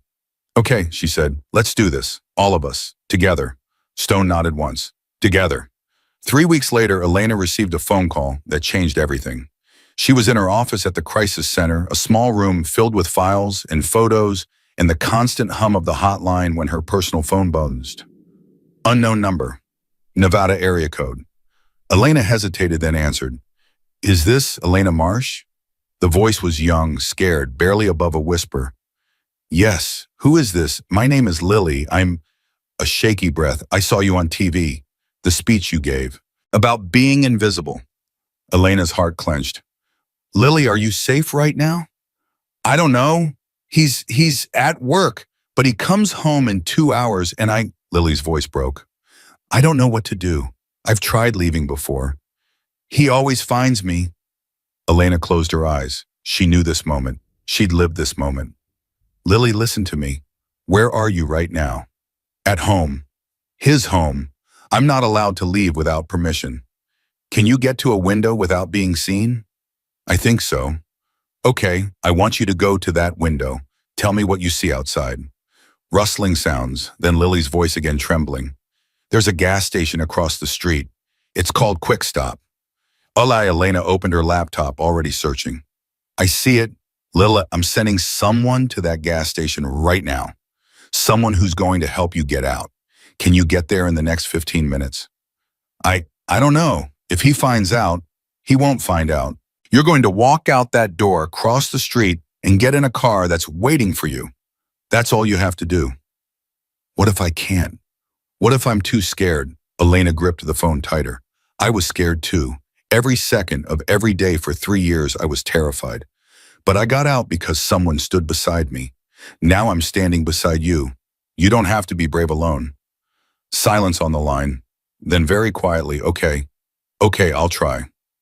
Don't try, do. 15 minutes. I'll stay on the phone with you the whole time. Elena made 3 calls in rapid succession. Nails, who was closest to the location. Deputy Rosa, who could coordinate with local police. Dorothy, who would have a room ready at the shelter. Then she went back to Lily. They're on their way. How are you doing? I'm at the door. Lily's voice shook. I can see the gas station. It looks so far away. It's not. It's just across the street, one step at a time. What if he comes home early? Then you run, and you don't look back, and we'll be there to catch you. A long pause, then Elena heard a door creak open. I'm outside, Lily whispered. I'm actually outside. Good. Now walk. Just walk toward the gas station, 1 foot in front of the other. Elena listened to Lily's breathing, fast, terrified, but moving. I see a motorcycle, boy, Lily said suddenly. A woman on it. Is that? That's Nails. She's there for you. She's waving at me. Then go to her, right now. Go down. The sound of running footsteps. Then while Lily's frightened questions, Nails' calm reassurances. Then Lily's voice again breaking with relief. I'm in the car. Oh my God, I'm in the car. Elena let out a breath that she didn't know she'd been holding. You did it, Lily. You got out. Because of you, Lily was crying now. Because you answered the phone. Elena's own tears fell freely. That's what we do here. We answer the phone, always. 1 month later, Elena testified before Congress. The hearing focused on failures in the domestic violence response system, buried reports, ignored victims, perpetrators, who walked free while their victims lived in fear. Elena sat at a table facing a row of senators' cameras, clicking the whole country watching. Ms. Marsh, the committee chair, began. Your story has inspired millions, but we're not here to discuss inspiration. We're here to discuss systemic failure. Can you tell us what happened when you first reported the abuse? Elena leaned into the microphone. I reported Vincent Cole 3 times. The first time Deputy Mills told me I should talk to my pastor about working on my marriage. The second time he said there wasn't enough evidence to press charges. The third time he didn't even file a report.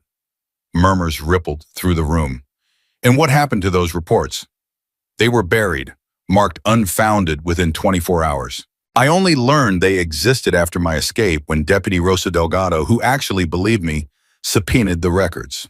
A senator leaned forward. Ms. Marsh, what would you say to the women watching right now who have had similar experiences, who have been told their reports are unfounded or that they should try harder? Elena looked directly into the camera. I would say don't give up. Don't let one failed report convince you that the whole system is broken. There are good people out there, officers like Deputy Delgado, organizations like Valley Haven who will believe you, who will fight for you. She paused. And I would say document everything. Texts, photos, medical records.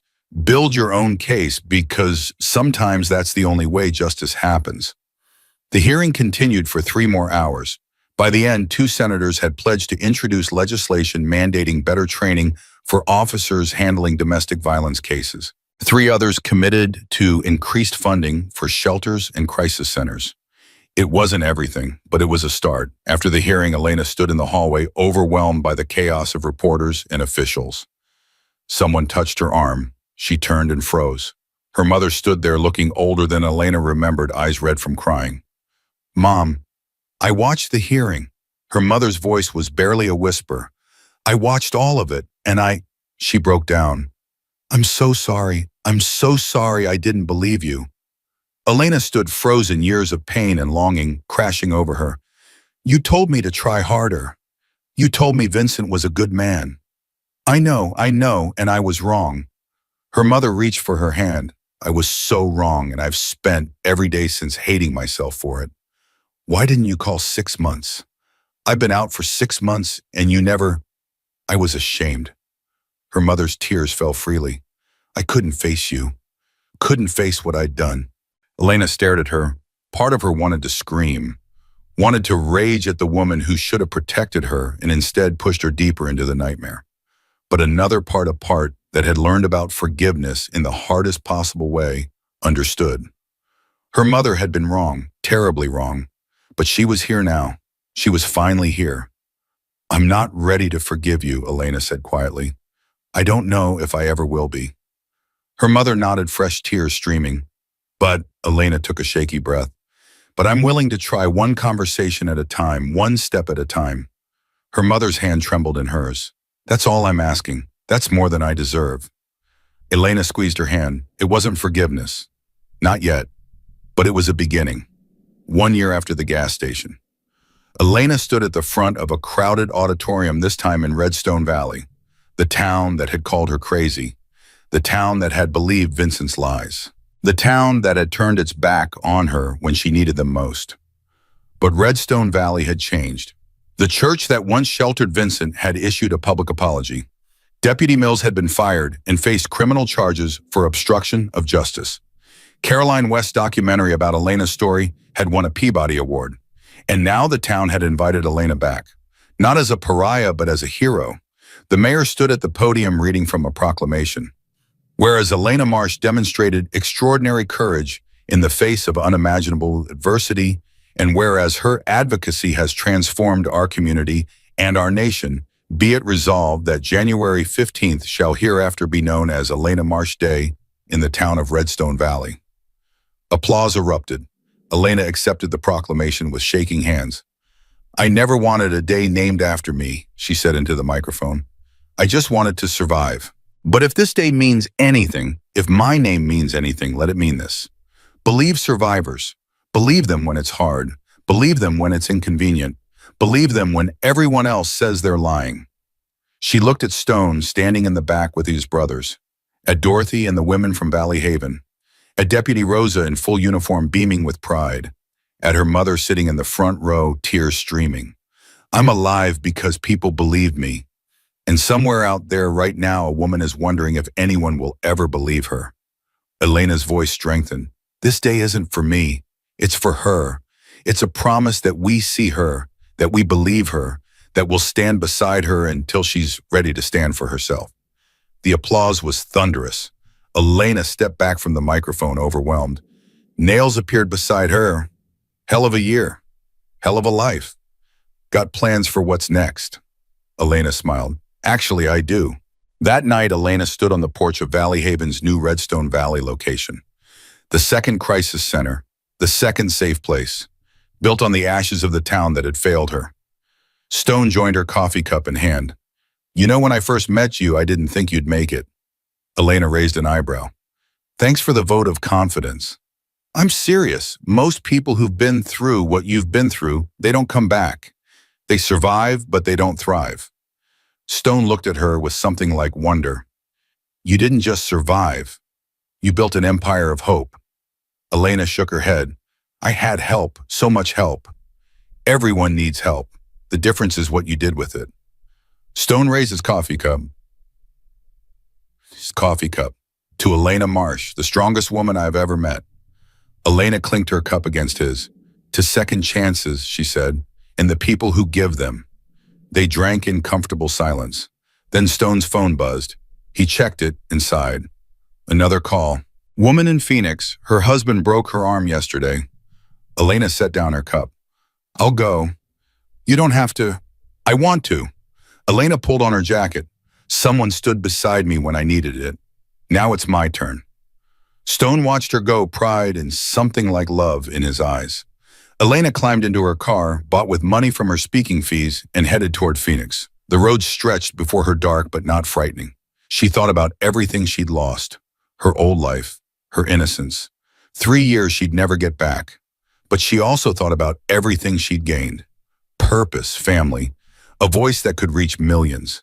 She thought about Lily, now thriving at Valley Haven, training to become a counselor herself. She thought about Meredith, who had testified at Vincent's parole hearing and ensured he'd serve every day of his sentence. She thought about her mother, slowly rebuilding the bridge she'd burned one painful conversation at a time. And she thought about Stone, about his daughter Sarah, about the photograph he still carried everywhere. Elena reached into her pocket and touched the patch he'd given her a year ago. Family. She'd found it in the most unexpected place, and she'd spend the rest of her life sharing it with others. The Phoenix skyline appeared in the distance. Somewhere in that city, a woman was waiting, scared, hurt, invisible. But not for long. Elena pressed the accelerator, the engine roared, and as the first rays of dawn painted the sky, Elena Marsh drove toward her next mission, not as a victim, not as a survivor, but as proof that broken things could become unbreakable. She had entered that gas station a year ago, bleeding and hopeless. She was leaving this road as a force of nature, and somewhere in the darkness, another woman heard her story and found the courage to pick up the phone. That was enough. That was everything. Sometimes the strongest shields aren't made of leather or steel. They're made of voices, reclaimed dignity, restored, and the unshakable knowledge that no one has to suffer alone. Elena Marsh had been invisible once.